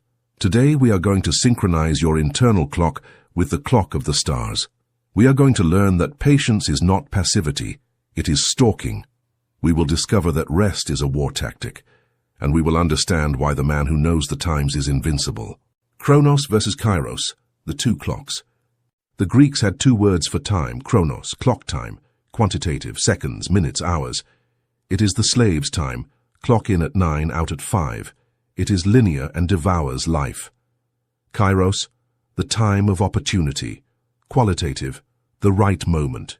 It is the king's time. It is not measured in minutes, it is measured in impact. Solomon lived in Kairos. He didn't watch his hourglass obsessively. He looked at the signs. Is it time for war? If the answer was yes, he attacked with total fury. Is it time for peace? If the answer was yes, he traded and built. Modern man lives trapped in Chronos. He is in a hurry. I have to be rich before 30.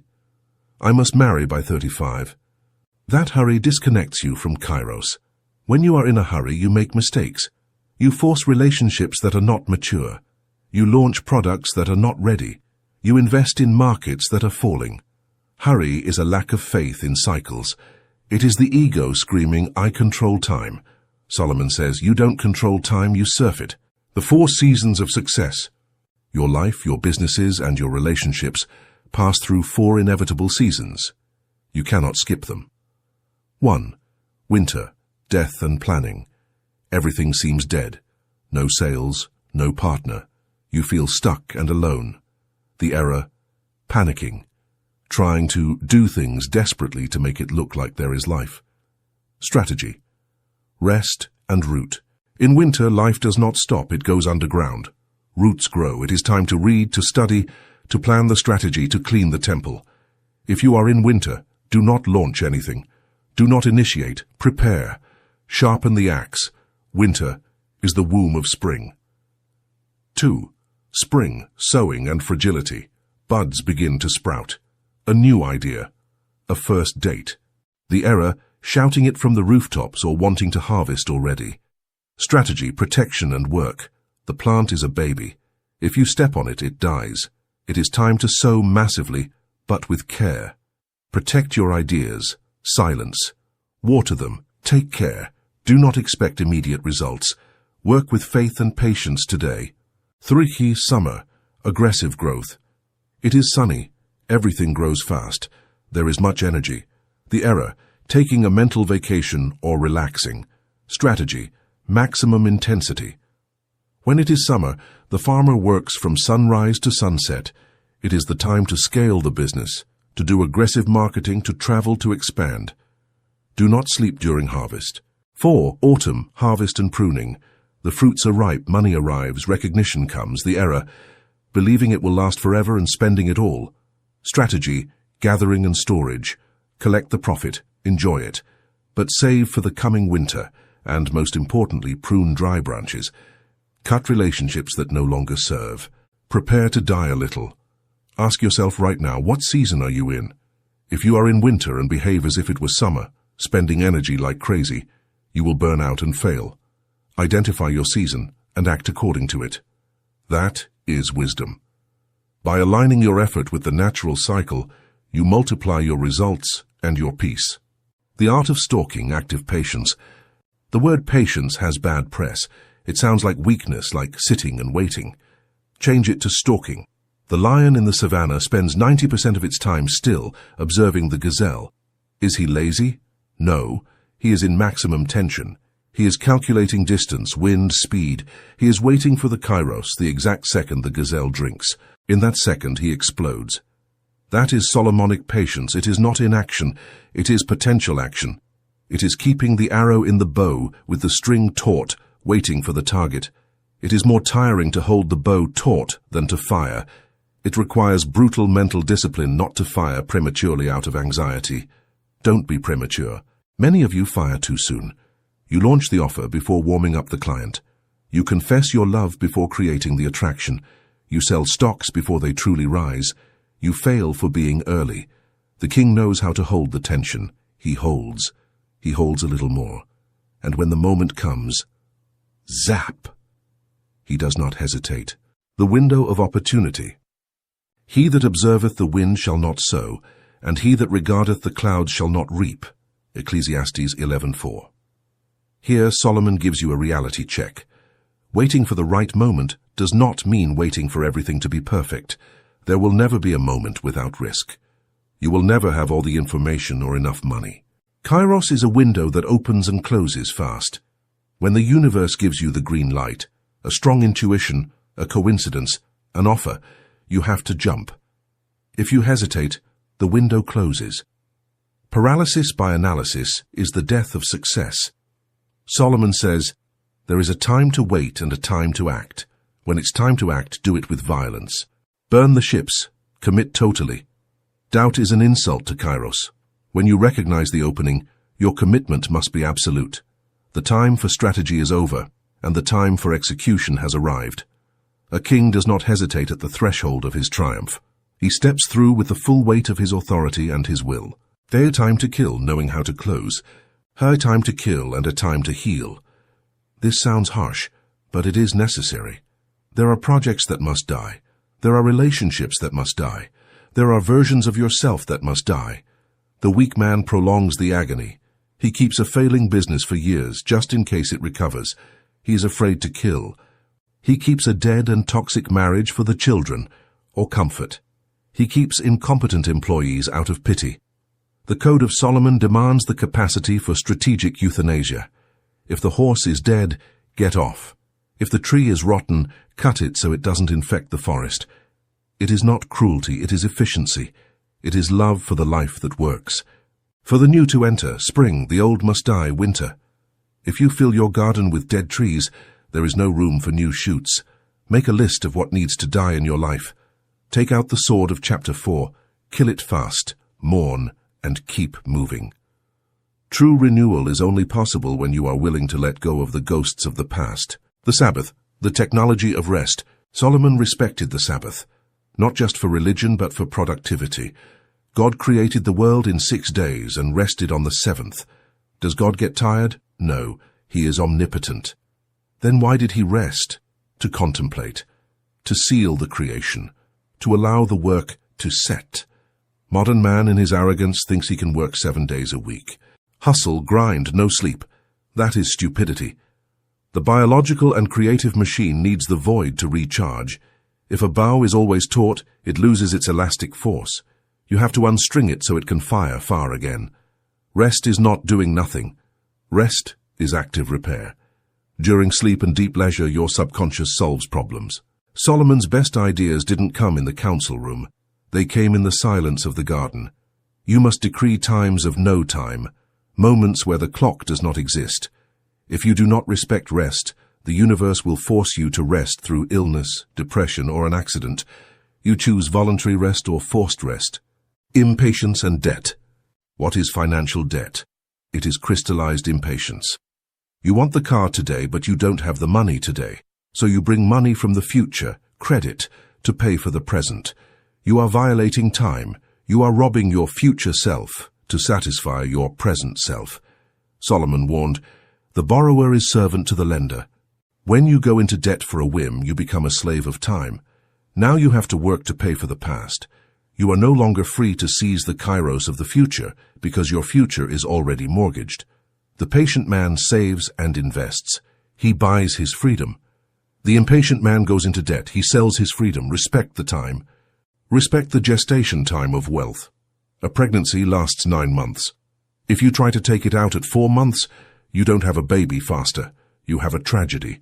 Fast wealth is usually fragile wealth.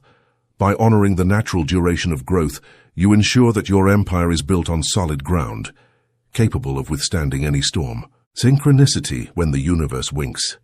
When you live aligned with the code, you start to experience synchronicities. You think of someone and they call you. You need a book and find it on a bench. You have a doubt and hear the answer on the radio. This is not a coincidence. It is confirmation that you are dancing to the rhythm of cosmic music. You are in the flow. Solomon called this walking with God. When this happens, do not force anything. The doors open by themselves. If a door sticks, do not kick it. It is probably not your door or not your time. The sign that you are on the right track is ease. I don't say there is no effort. I say there is no unnecessary friction. The oar enters the water smoothly. The boat advances. If you feel you are fighting the whole world, stop, look at the clock. Maybe you are trying to sail at low tide. Wait for the tide to rise. When you move in harmony with Kairos, the entire universe acts as a tailwind, carrying you toward your destiny with majestic grace. The business heartbeat. Businesses breathe. They inhale. Investment, hiring, spending. They exhale. Sales, profits, layoffs. If you only try to exhale without inhaling, improving the product, caring for the team, you suffocate. If you only try to inhale without exhaling, you explode. Solomon expanded the kingdom and then consolidated it. War and peace. Do not be afraid when sales go down. It is the exhalation. It is the moment to review the strategy. Do not go crazy when sales go up. It is the inhalation. Prepare for the next dip. Stay calm on the roller coaster. The novice entrepreneur panics at every curve. The king enjoys the ride because he knows the rails. Protocol. Synchronizing the clocks. To activate Chapter 7, let's stop looking at the clock and start looking at the compass. 1. Season audit. Look at the key areas of your life: money, love, health. Diagnose what season you are in for each. Money. Are you sowing, spring, or gathering, autumn? Love. Are you alone, winter, or in passion, summer? Accept it. 2. The sacred day, digital Sabbath. Choose 1 day a week. From Saturday night to Sunday night. 0 work. 0 screens. Only nature, family, reading, sex, food, sleep. It is a system reset. On Monday, you will be a productive beast. If you don't do it, you will be a zombie all week. 3. The 24-hour rule. Wait 24 hours. For big decisions, wait 24 hours. Let a sleep cycle pass. For purchase impulses, wait 72 hours. If after 3 days you still want it, buy it. If the desire passed, it was just a passing emotion. 4. Practice active waiting. Next time you are in traffic or a line, don't take out your phone, feel the weight, breathe, stalk your moment. Chapter 8. The Shadow and Vanity, the Ego. Jerusalem, 931 BC. King Solomon is old.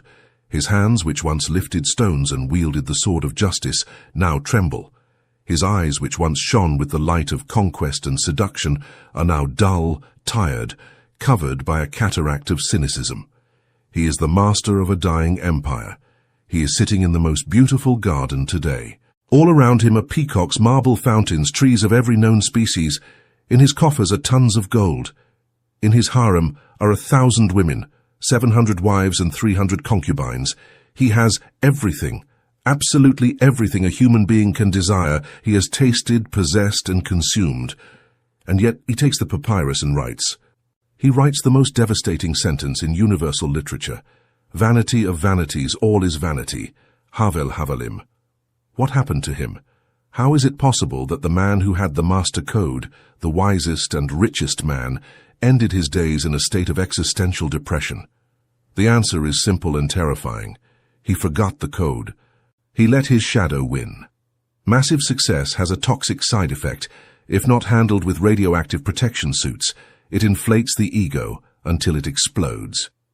Welcome to Chapter 8. Today we are going to talk about the real danger. It is not poverty. Poverty is a simple problem to solve with work and strategy. Wealth is the complex one. The complex problem is wealth. The problem is what you do when you have already won. When no one says no to you. When everyone flatters you. When you have absolute power. That is where tyrants are born. That is where empires fall.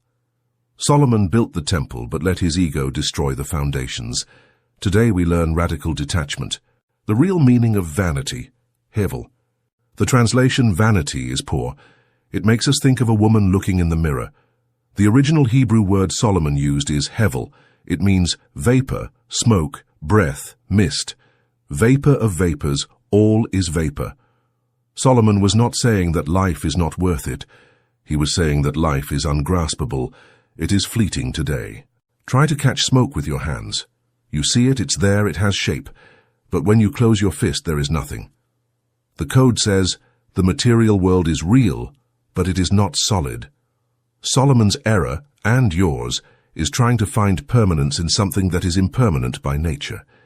You seek security in the shifting winds. You think when you have the $1 million, you will feel safe forever.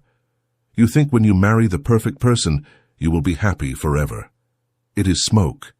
You get the $1 million, and the next day you are afraid of losing it. Or you want $2 million. The satisfaction evaporates, you get the partner and routine arrives, it's gone. Solomon tried to fill his infinite void with finite things, and he discovered the law of diminishing returns. The first glass of wine is delicious. The 10th makes you dizzy. The 20th kills you. More is not better. More is just more smoke. True fulfillment cannot be found in the accumulation of shadows or the counting of mist. The shadow of the sun. The brighter the light, the darker the shadow. Jung said, the greater the light, the larger the shadow. Solomon was the sun of his time. He shone so brightly that his shadow was gigantic. What was his shadow? Lust and idolatry. Not just sexual lust, but lust for acquisition. He wanted to possess everything, all wisdom, all gold, all women. He wanted to own the whole world. That desire to devour the world is the shadow of the king archetype. It is the devouring tyrant. You also have a shadow, and the more success you have, the more it will grow. If you are a successful and disciplined entrepreneur, your shadow may be a secret desire for chaos and excess. If you do not integrate it, it will strike. We see this every day. The millionaire CEO caught in an absurd sex scandal. The spiritual guru who robs his followers. The perfect athlete who takes drugs. They are not hypocrites. They are people with much light who ignored their shadow. They thought that being kings they were above psychological law. They were wrong. Solomon believed he could marry 700 foreign women and worship their gods without it affecting his connection to the true God. He told himself, I am wise. I can handle it. It's just diplomacy. Lie. It was arrogance. Little by little, his heart strayed. The code says you are never too big to fall. Your fall is loud. The God syndrome, arrogance. Success is a hallucinogenic drug. It makes you believe that you are the source. You start thinking, I achieved it. I am a genius. I am special. The rules don't apply to me. You forget that you were helped. You forget kairos, luck, time. You forget your mentors. You forget God or the universe. You become your own idol. This is what happened to Solomon. He started serving God and ended up serving himself. The temple ceased to be the house of Yahweh and became the temple of Solomon. When the ego appropriates the work rots. Why? Because the ego is a closed system. It is small. Inspiration comes from the open system today. If you close the valve, believing you are the source, the water stagnates and becomes corrupt. Creativity dies. Joy dies. Only the paranoid maintenance of power remains.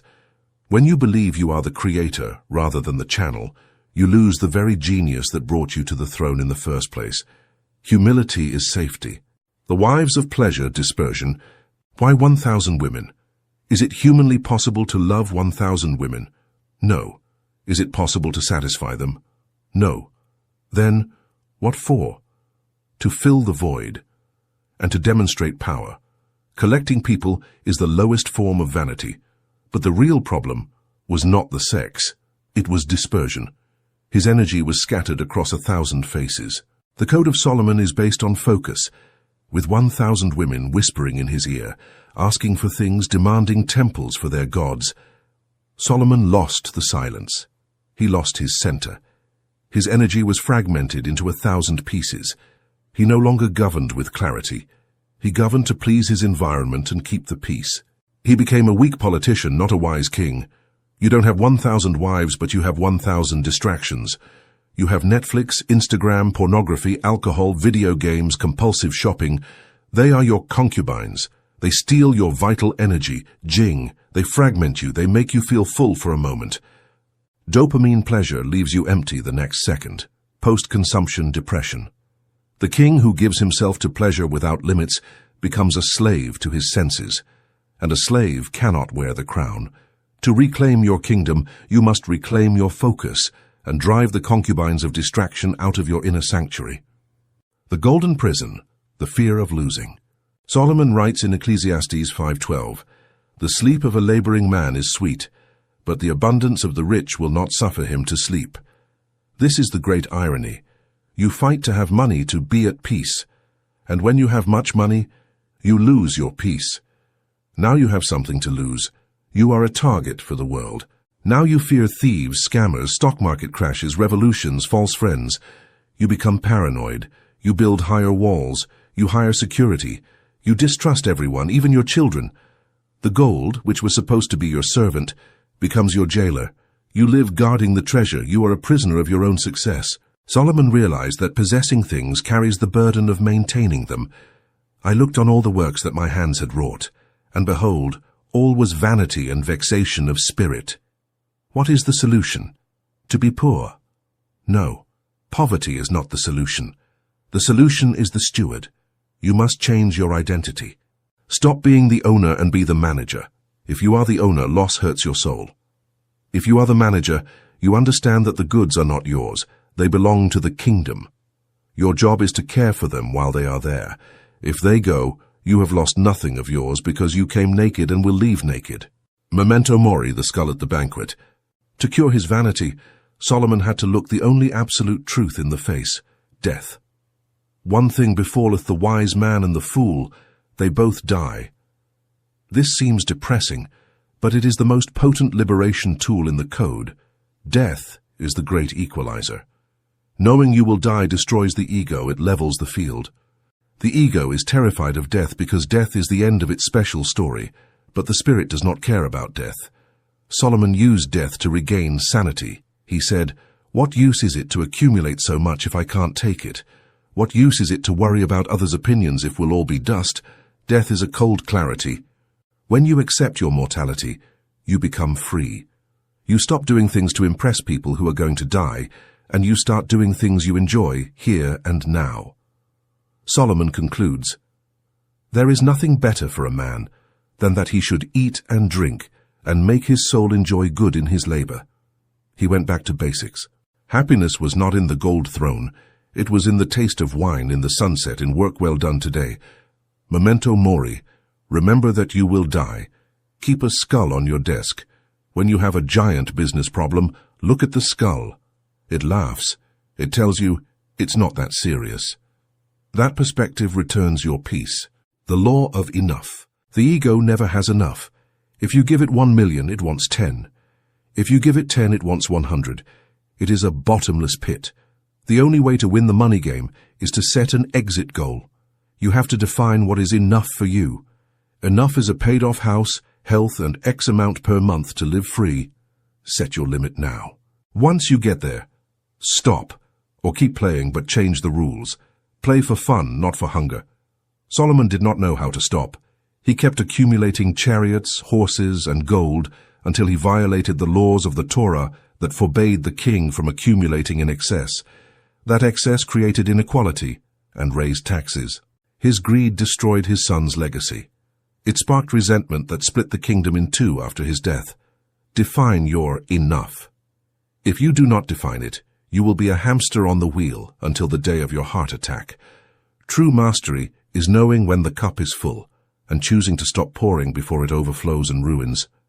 Legacy versus fame. Vanity seeks fame, that they talk about me now. The code seeks legacy, that my work serves when I am gone. Solomon, in his vanity, sought fame, but in his wisdom, he left a legacy. Today, no one uses Solomon's coins. His palaces are dust. Not a single stone of his original temple remains. All his gold disappeared from the earth. What remains of him? His words, his code. The immaterial survived the material. What you do for yourself dies with you. What you do for others remains. If you want to be immortal, the ultimate desire of the ego, paradoxically, you have to forget about yourself and serve others. Serve the world to live forever in its memory. Write a book. Teach a child. Create a company that improves lives. Plant a tree. That is the only thing that escapes Havel, the smoke. By investing in the eternal rather than the temporary, you build a monument that time cannot erode and that fire cannot consume. Your legacy is the gold that never loses its luster.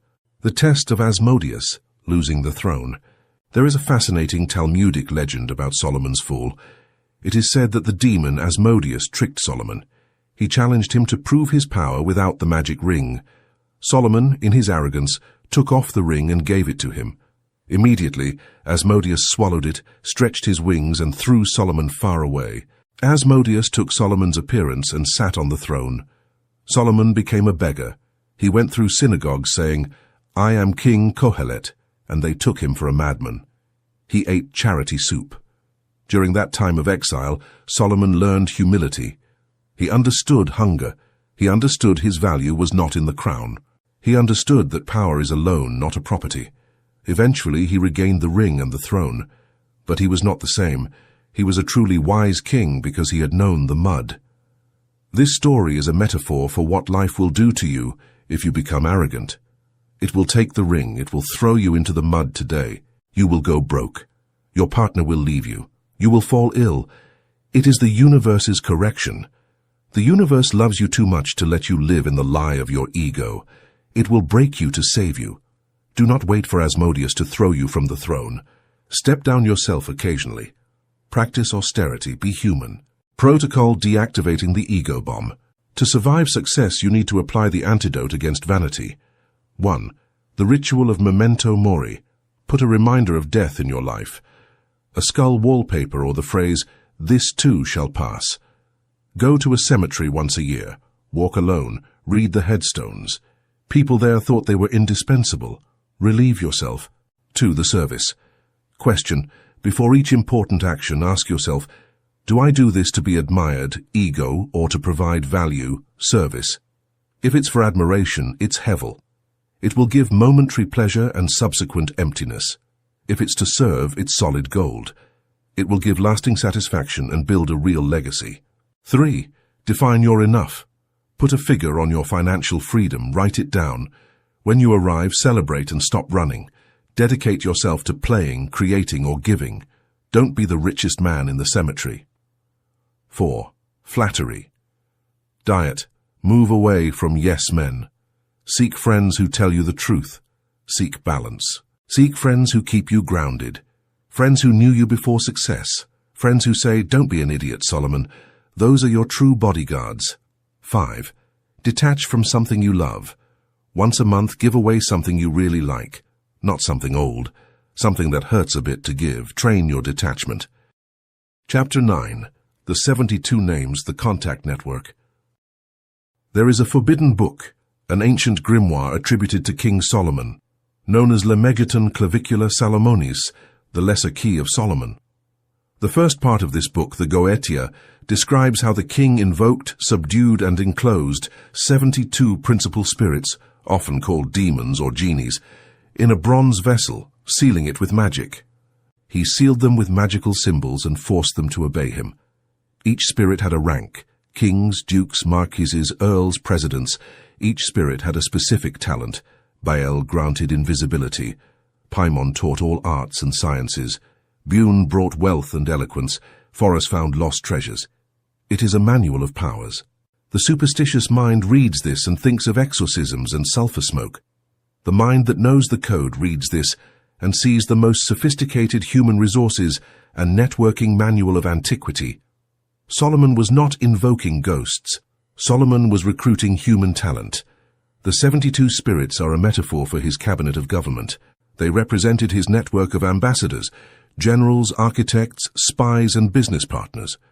They were powerful people, kings, dukes, with dangerous and specific skills, the powers of the demons. They were difficult people to control. That is why they are called demons and not little angels. People with ego and ambition today. People with the capacity to do harm. But Solomon had the seal, authority, and he knew how to organize them so that, instead of destroying the kingdom, they would build it. Welcome to Chapter 9. Today we are going to kill the myth of the lone wolf. Today you will understand that net worth is equal to your network of contacts. The myth of the solitary genius. We live in a culture that adores the individual. We like the image of the entrepreneur who works alone in his garage and conquers the world.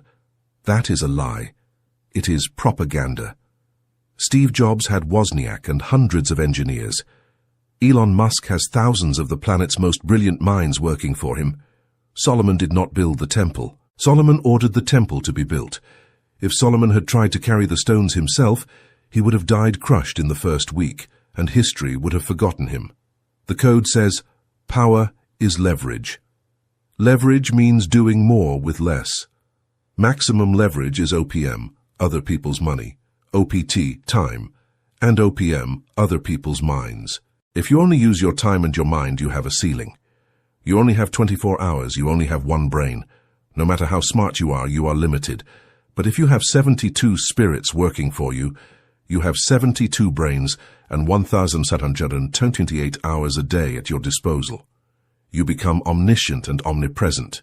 You become a king in your field. King Solomon knew everything that happened in the world, not because he was a fortune teller, but because he had a network of espionage and trade, the birds of chapter 3, that informed him. Stop trying to do everything yourself. Do it yourself is a poor man's mindset. Delegate it to the best is a king's mindset. Release the control. Identifying the spirits, specialization. Why 72? And why with different powers? Because Solomon understood specialization. He did not ask a warrior spirit to teach him music. He did not ask a spirit of treasures to build walls. In your life, you are trying to have your brother-in-law make your website, keep your books, and fix your car. You are using the wrong tools. You are using mediocre tools for critical tasks. To build your empire, you need to identify which spirits are missing from your vessel. Do you need a law mage, an aggressive lawyer? Do you need a gold guardian, a tax accountant? Do you need a bard, a marketing expert?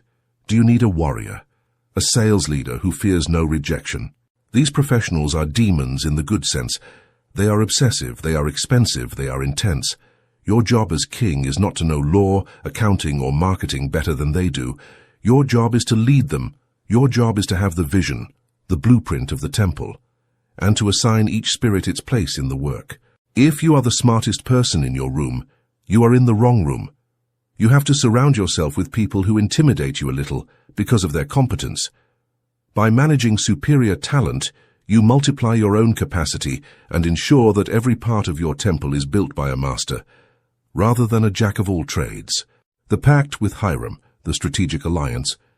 The Bible narrates Solomon's most important commercial alliance, the pact with Hiram I, king of Tyre. Solomon had something Hiram didn't: agricultural products, wheat and oil, and access to land trade routes. Hiram had something Solomon didn't: quality cedar wood, expert architects, and a Phoenician maritime fleet. They traded. What did they do? Compete, invade? No, they made a pact. Solomon gave him wheat, Hiram gave him wood and technicians. And there was peace between Hiram and Solomon, and they too made a league. 1 Kings 5:12. This is the secret of high-level business, synergy. 1 + 1 3. Solomon didn't try to learn how to cut trees.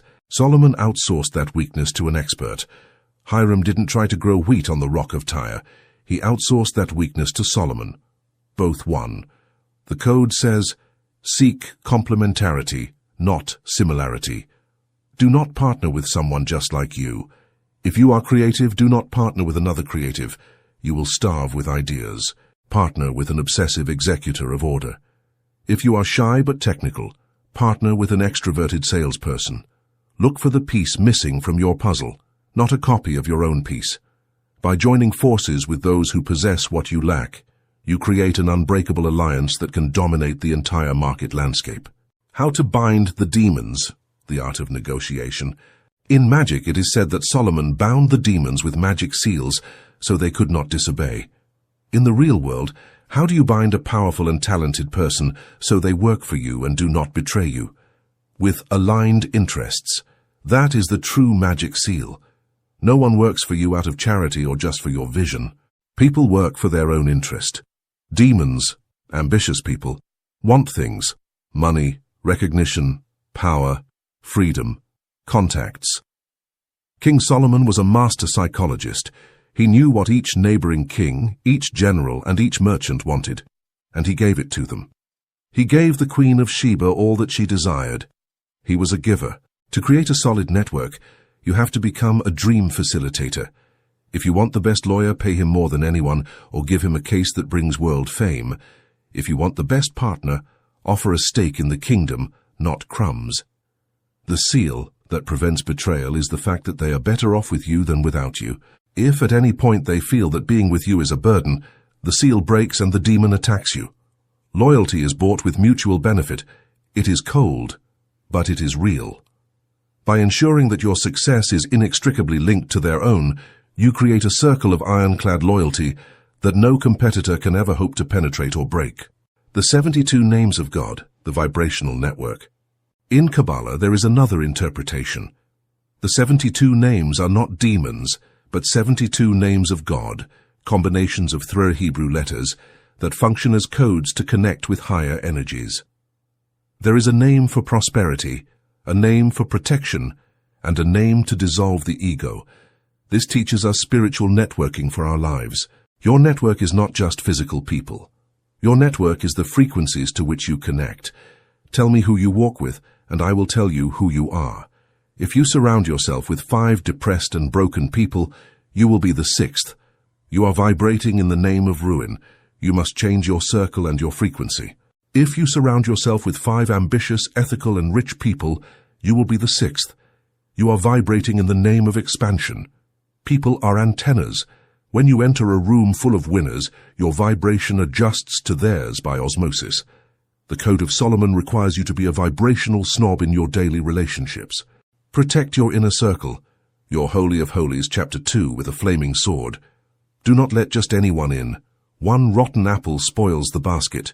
One uncontrolled demon, a toxic partner, an envious friend, can destroy the harmony of the other 71.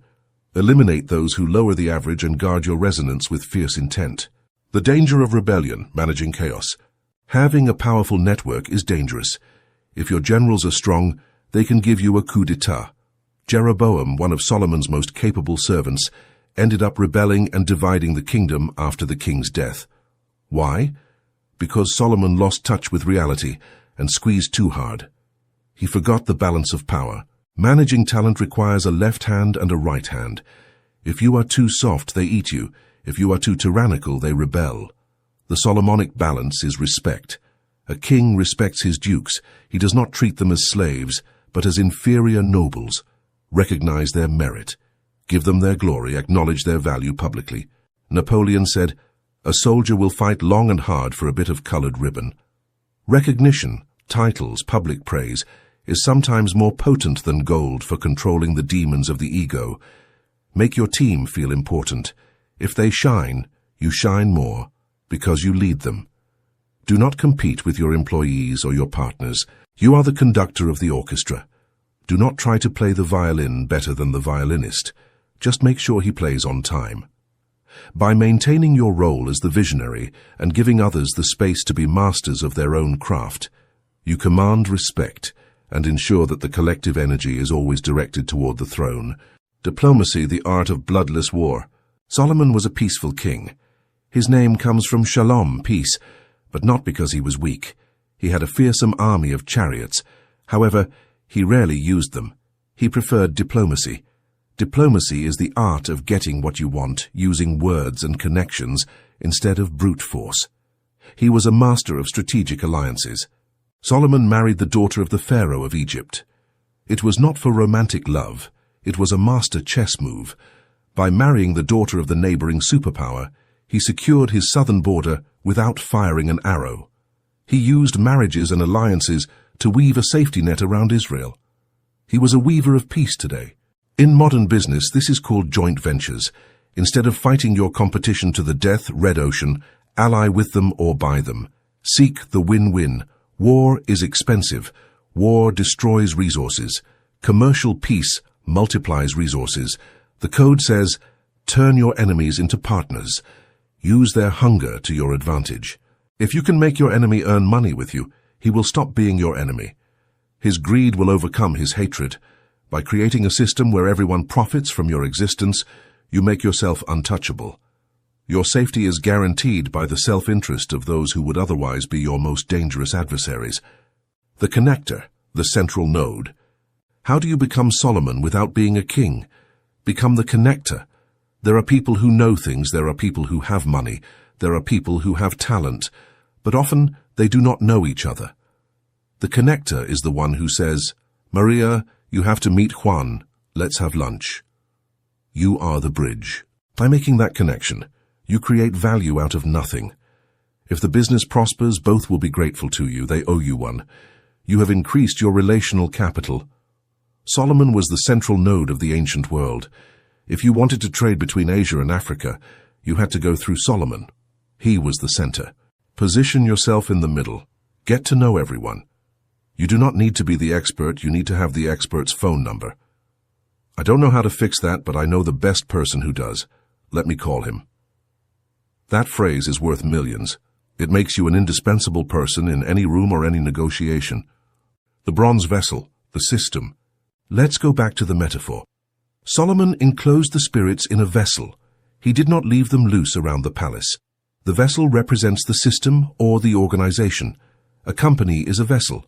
A contract is a vessel. A management team is a vessel. You need legal and structural containers to handle talent. If you hire people and do not give them clear rules, processes, and objectives, if you do not put them in the vessel, they will create chaos.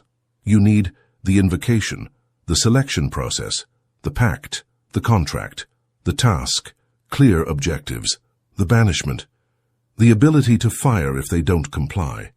Without the vessel structure, the magic overflows and burns the magician. By creating rigid systems that house fluid talent, you achieve the perfect balance of order and creativity. Your organization becomes a machine that functions with or without your direct intervention, allowing your empire to scale beyond your own hands. The 72 names in gratitude. When your network works, when you have brilliant people building your temple. Do not make the mistake of ingratitude. Solomon gave banquets. Celebrate with your network. Share the loot. A king who eats alone dies poisoned. A king who breaks bread has 72 loyal bodyguards. Share the rewards of your victory. Gratitude is not just saying thank you, it is distributing dividends. It is recognizing that without them, you are just a man with a ring and an idea, but without hands. By honoring those who help you rise, you ensure that they will be there to hold the foundation of your throne when the winds of change begin to blow. Protocol. Weaving the power network. To activate Chapter 9, let's invoke your spirits. 1. Audit of the 5. Write the names of the 5 people you spend the most time with. Calculate the average of their income, happiness, and ambition. That is you. Do you like the result? If not, you must banish low-vibration spirits and invoke new ones to your life. 2. Invocation list. What talent do you lack today to make the next leap? Do not say money. Say, who has the money? Do not say sales. Say, who is the best salesperson? Make a list of the 3 key roles you need. Start looking for those people. Do not look for cheap employees. Look for partners or experts. 3. The gift method. To approach a king or a powerful spirit, do not ask, offer. Like the Queen of Sheba, bring a gift. What can you do for them? Research, send an article, offer a connection, give valuable feedback for free. Invoke them with an offering of value. That is how the door opens, offer first. 4. Be the host. Organize a dinner or a small event. Bring together 4 or 5 interesting people from your network who do not know each other. Just introduce them and let the magic happen. You will become the center of gravity for that group. By becoming the source of connection, you solidify your place as the king. You have opened the vessel. You have understood that you are not alone. You have a potential army waiting for your call. But remember, spirits serve the one who has the ring, mental mastery, and the one who maintains the temple, order. If you lose your center, the network will catch you. Leadership is a balance on a sword's edge. Chapter 10. The Fall Final Warning. The year is 930 BC. King Solomon is dead. It was the grandest funeral the world had ever seen. Kings from all nations came to pay tribute. Incense covered Jerusalem like a thick mist. But before Solomon's body grew cold in his tomb, the kingdom began to creak. The foundations were already shaking before the mourning period had ended today. His son Rehoboam ascended the throne. He was a young man raised in golden cradles, who had never known war, nor hunger, nor the need to build something from scratch. He was an heir, not a founder. The people, exhausted by the taxes Solomon had imposed to maintain his excessive luxury, asked for relief. They asked for mercy from the king. Rehoboam, in his spoiled child's arrogance, replied, "My father chastised you with whips, but I will chastise you with scorpions." The result was immediate and catastrophic. The 10 northern tribes rebelled. The kingdom split in 2, Israel and Judah. The golden age, which had lasted 40 years, crumbled in a single day. The glory was gone. The temple remained standing, but the glory of the united nation died. And 5 years later, Shishak, king of Egypt, went up to Jerusalem and looted the treasures of the temple and the royal palace. He took the gold shields Solomon had made. All the gold was gone, all the power dissipated. How is it possible for such a giant to fall so fast? How is it possible that the man who wrote "The fear of the Lord is the beginning of wisdom" ended his days worshipping pagan idols and creating the conditions for the destruction of his own work? The answer is the final warning of the code. Reaching the top is hard. Staying at the top is 1,000 times harder. Character is the only key. Ascent requires strength. Permanence requires character. And Solomon, at some point along the way, lost his character. Welcome to Chapter 10. Today we are going to perform an autopsy of the failure of the wisest man in the world. Not to judge him, but to save ourselves. Because if you apply the previous 9 chapters, you will succeed. It is mathematical. You are going to have money, power, and influence, and at that moment, you will be at the point of maximum danger. Today we are going to learn to detect the success virus. We are going to learn why you should never take off your armor, not even in times of peace. True sovereignty requires eternal vigilance over the soul. The law of the drift. Solomon didn't wake up one day and say, "Today I'm going to ruin my legacy and worship Moloch." Evil never enters all at once. It enters by drifting. It's like a ship. If you let go of the rudder by 1 degree, nothing happens at the moment, but after 1,000 miles you've ended up on the wrong continent. Small deviations lead to ruin. Solomon began to tolerate small deviations from the code. One more foreign wife, a small altar to please her, a little extra tax, a little more wine. He told himself, "I am the king. I can handle it. It is insignificant." That is the deadly lie. I can handle it. The code says what you tolerate persists. What persists grows and dominates. Decay is slow, comfortable, and silent. When you're making money, you stop reviewing expenses with a magnifying glass. You relax. When your marriage is going well, you stop having romantic details. You relax. When you are fit, you skip the gym one day. You relax. That relaxation is the cancer. Vigilance is the only cure for the drift. Solomon stopped guarding the doors of his temple, and chaos leaked in drop by drop until it flooded the sanctuary. By the time he realized the water was rising, the structural integrity of his soul had already been compromised. You must guard your standards with the same ferocity during the harvest as you did during the sowing. The violation of the 3 laws of the king. In the book of Deuteronomy 17:16-17, God established 3 specific prohibitions for the future kings of Israel. They were the red lines of security. Solomon broke them all. 1. He shall not multiply horses to himself. Military power, ego. Horses were the tanks of antiquity. They represented brute force and self-reliance. Solomon accumulated 12,000 horsemen and 1,400 chariots. This created paranoia. When you base your security on your walls and your weapons, you live in fear that someone has a bigger weapon. Solomon stopped trusting the covenant and started trusting steel. When you trust only in your strength, you become rigid and aggressive in your reign. 2. Neither shall he multiply wives to himself.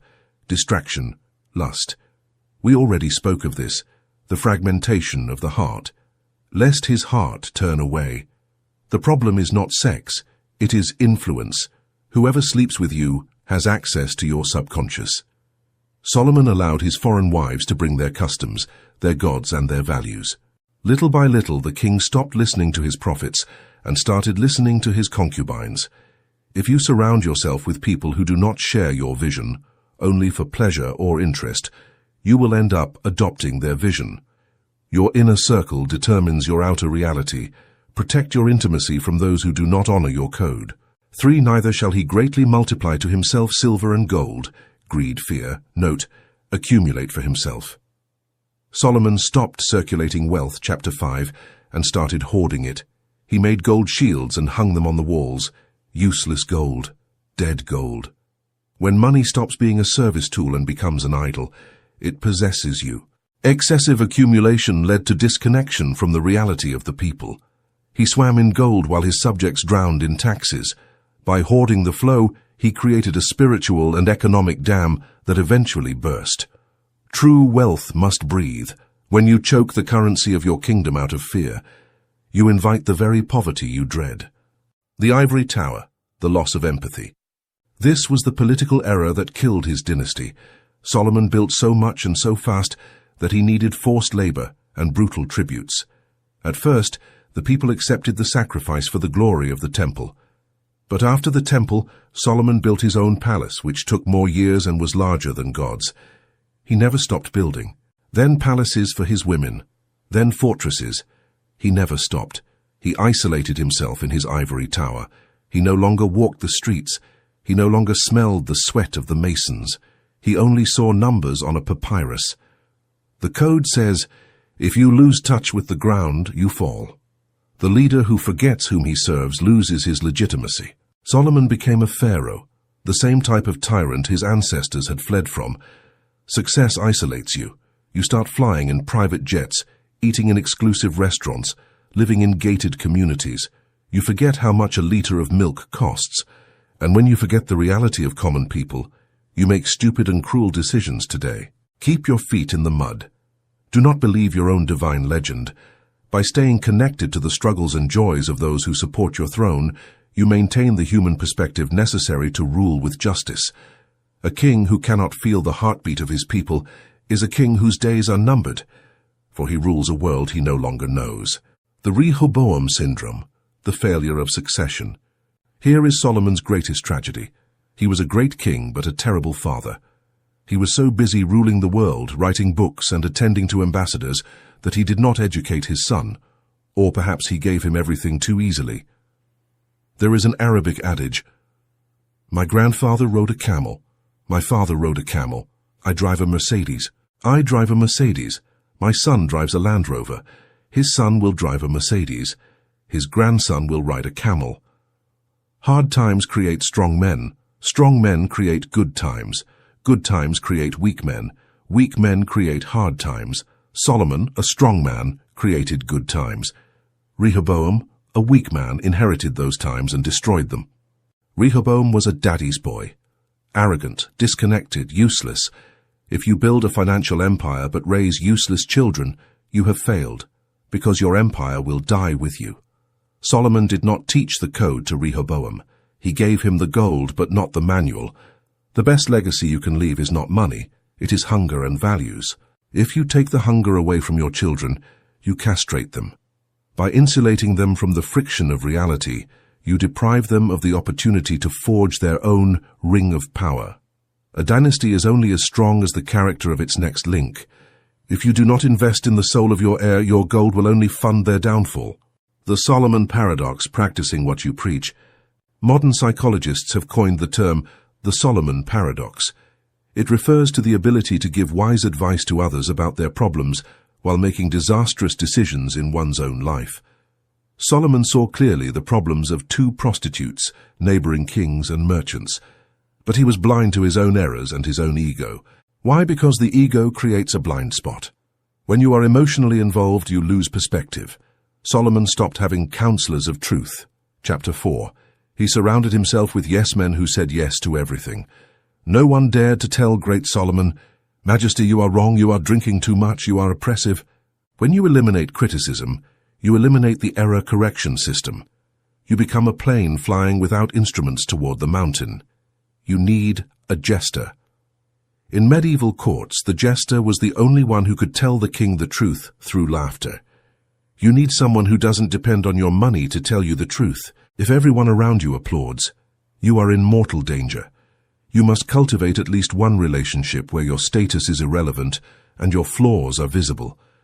Without an external mirror that refuses to flatter you, your ego will eventually build a reality so distorted that you will walk off a cliff thinking you are flying. The return of Asmodeus, the inner demon. Remember the legend from chapter 1. Solomon controlled the demons with his ring, but at the end of his life, metaphorically, Asmodeus regained control. The vices Solomon thought he had tamed, lust, greed, pride, broke the chains. He realized too late that you never kill the ego, you only keep it at bay. Vigilance must be eternal. Solomon lowered his guard. He got bored. Boredom is very dangerous for high-performance people. When you no longer have external challenges, you already conquered everything. The brain seeks dopamine in internal chaos. You start playing with fire just to feel something. Solomon began to worship dark gods, Moloch, Chemosh, out of boredom. Whether out of intellectual curiosity, theological boredom, or to please his wives, he opened the door that should have remained closed, and the darkness entered. By inviting the lower frequencies back into his sanctuary, he collapsed the magnetic field of his protection. The demons he once commanded became the masters of his final days. Repentance, Ecclesiastes as a testament. However, Solomon did not die as a total villain. His redemption was his final honesty. He wrote Ecclesiastes. Imagine Elon Musk or Jeff Bezos writing a book at the end of their lives saying, "All my money is trash, my rockets are vanity. The only thing that matters is to love and live the present." It would be a shock. He did it. That is what Solomon did. He had the courage to confess his emptiness. He had the courage to tell the world, "I have climbed the highest mountain, and I tell you, there is nothing at the top." Happiness was not there. Happiness was in the valley, in the simple things I despised. This book is his true legacy. It is his final gift. Thanks to his fall, we have the map of the precipices. His failure is our lesson. You don't have to make Solomon's mistakes. He already made them for you. You can learn by wisdom, reading the map, instead of by experience, falling into the pit. His final words are the ultimate key to a life that is not just rich, but meaningful. How to avoid the fall, the maintenance protocol. You are going to succeed. Assume it. Now, how do you protect yourself from the curse of Solomon? Here are the 4 laws of sustainability. 1. The Day 1 law, beginner's mindset. Jeff Bezos has a rule at Amazon. It's always day 1. Day 2 is stasis, followed by irrelevance, followed by death. Never stop being a student in this life. The day you think you are an expert, you stop learning. Solomon stopped learning. He thought he already knew everything. Always maintain the humility of the white belt. Even if you are a millionaire, keep studying, keep asking, keep serving the coffee if necessary. Never believe you are too good to do the basics of your craft. 2. The law of pruning, continuous minimalism. Success brings complexity. More things, more people, more commitments. Complexity kills. You have to prune your life regularly. Every 6 months, eliminate what is excess. Close projects that don't work. Fire toxic people. Sell things you don't use. Cancel subscriptions today. Return to simplicity. Solomon died suffocated by his own complexity. 1,000 women, thousands of chariots, infinite bureaucracy, travel light. 3. The law of the successor, the legacy. Do not wait until the end to teach your children or successors. Involve them in the process from the beginning. Let them see the sweat. Let them see the problems. Let them learn the code. Do not give them the fish. Teach them to fish, and more importantly, teach them why we fish. Transmit values, not just objectives. If Rehoboam had understood the heart of David and Solomon, he would not have been a tyrant. Build character, not just bank accounts for them. 4. The law of return to the source. Real spirituality. Never disconnect the cable from the source. Solomon stopped praying in the temple and started doing empty rituals. Your success does not come from you. It comes through you. Keep your spiritual practice sacred and untouchable. It is your anchor in the storm of ego. It is your anchor. If the ship becomes very large and the anchor is very small, the storm will sweep you away. As your success grows, your spirituality must grow in proportion to hold the weight. By staying grounded in the infinite, you ensure that your temporary empire does not become a prison that separates you from God. The end of the story. Solomon died and was buried in the city of David, his father. He left behind stone temples that were destroyed by the Babylonians years later. He left behind gold that was stolen by Egyptians and Romans. He left a divided kingdom that never reunited. From a material point of view, his legacy failed. It turned to dust. But from the point of view of wisdom, he triumphed. He left us the code. He left us Proverbs to learn how to live. He left us Ecclesiastes to learn how to die. He left us the Song of Songs to learn how to love. The final warning is this: do not try to be God. You are a man or a woman. You are limited in your human form. Accept your limits. Enjoy your kingdom, but remember you are a tenant, not the landlord. The true king is time, death, and the mystery that dwells behind everything. Bow before that mystery, and your crown will remain firm. Rise against that mystery, and you will be dust. The Code of Solomon is now yours. Rule wisely. Conclusion: the new king. The coronation of the sovereign individual, the end of the victim, and the beginning of the dynasty. We have reached the end of the scroll. The last words of King Solomon fade into the echo of history. His palaces are dust under the desert of Israel. His 1,000 women are ghosts. His 666 talents of gold were scattered eons ago today. But the code remains. The code is indestructible because it is not made of matter. It is made of truth. And truth, like gold, does not rust. Throughout 10 chapters, we have performed an open-heart surgery operation. We have removed the slave that lived in your mind. That weak character who asked for permission to exist is gone. That character who was afraid of his own shadow, who believed that money was evil, and who waited for someone to come and save him. That slave is dead. We have buried him under the foundations of the temple. Now, the question is, who remains standing? Look in the mirror. What you see is not just a tired body or a mind full of worry. What you see is an empty throne waiting for its occupant. The modern world is full of empty thrones.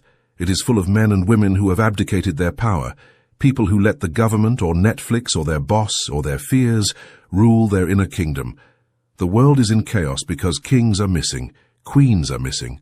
There is a lack of people who put on the ring and say, I am in charge here. In my mind, in my body, and in my finances, I am the supreme authority. Being a new king in the 21st century does not mean wearing a metal crown or sitting in a velvet chair. That is theater. Real royalty is a state of consciousness. It is sovereignty. The new king is one who masters his impulses. Chapter 1. He doesn't need to repress his demons because he has put them to work. He has hunger, rage, and desire, but he holds the reins. The chariot goes where he wants, not where the horses want. The new king lives in order. Chapter 2. He knows his environment is his extended mind. He does not tolerate dirt, ugliness, or unnecessary noise. His life is a clean temple where inspiration can land. The new king is impeccable with his word. Chapter 3.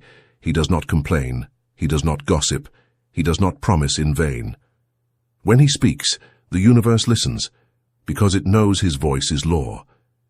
He has the decree. The new king has a sharp sword. Chapter 4.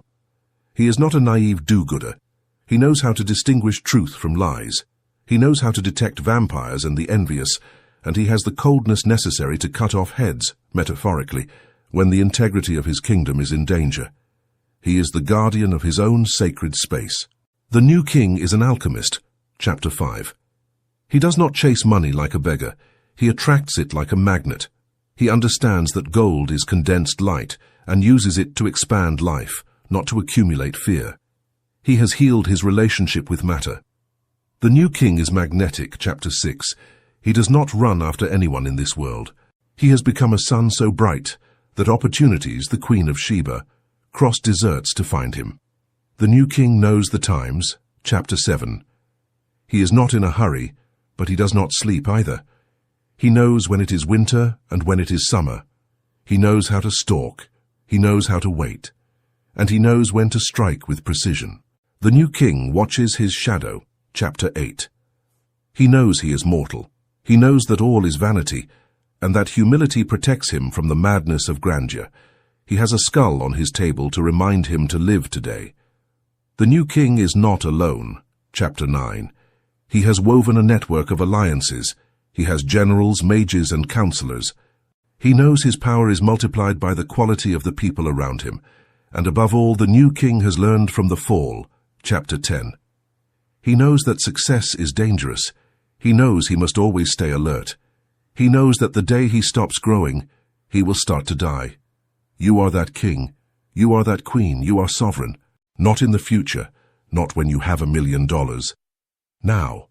Royalty is assumed internally first, and then external reality reorganizes to reflect it.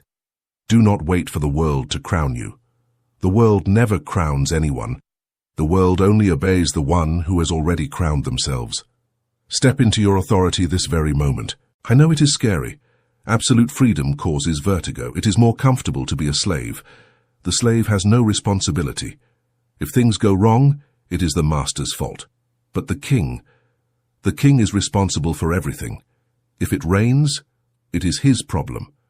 If there is a drought, it is his problem. If there is a war, it is his. That weight, that total responsibility, is what gives you dignity. It is what makes life worth living. Solomon left us a map, but the map is not the territory. Solomon cannot walk for you. You have to get up. You have to close this audiobook and face the silence of your room. What are you going to do now? Your time is here.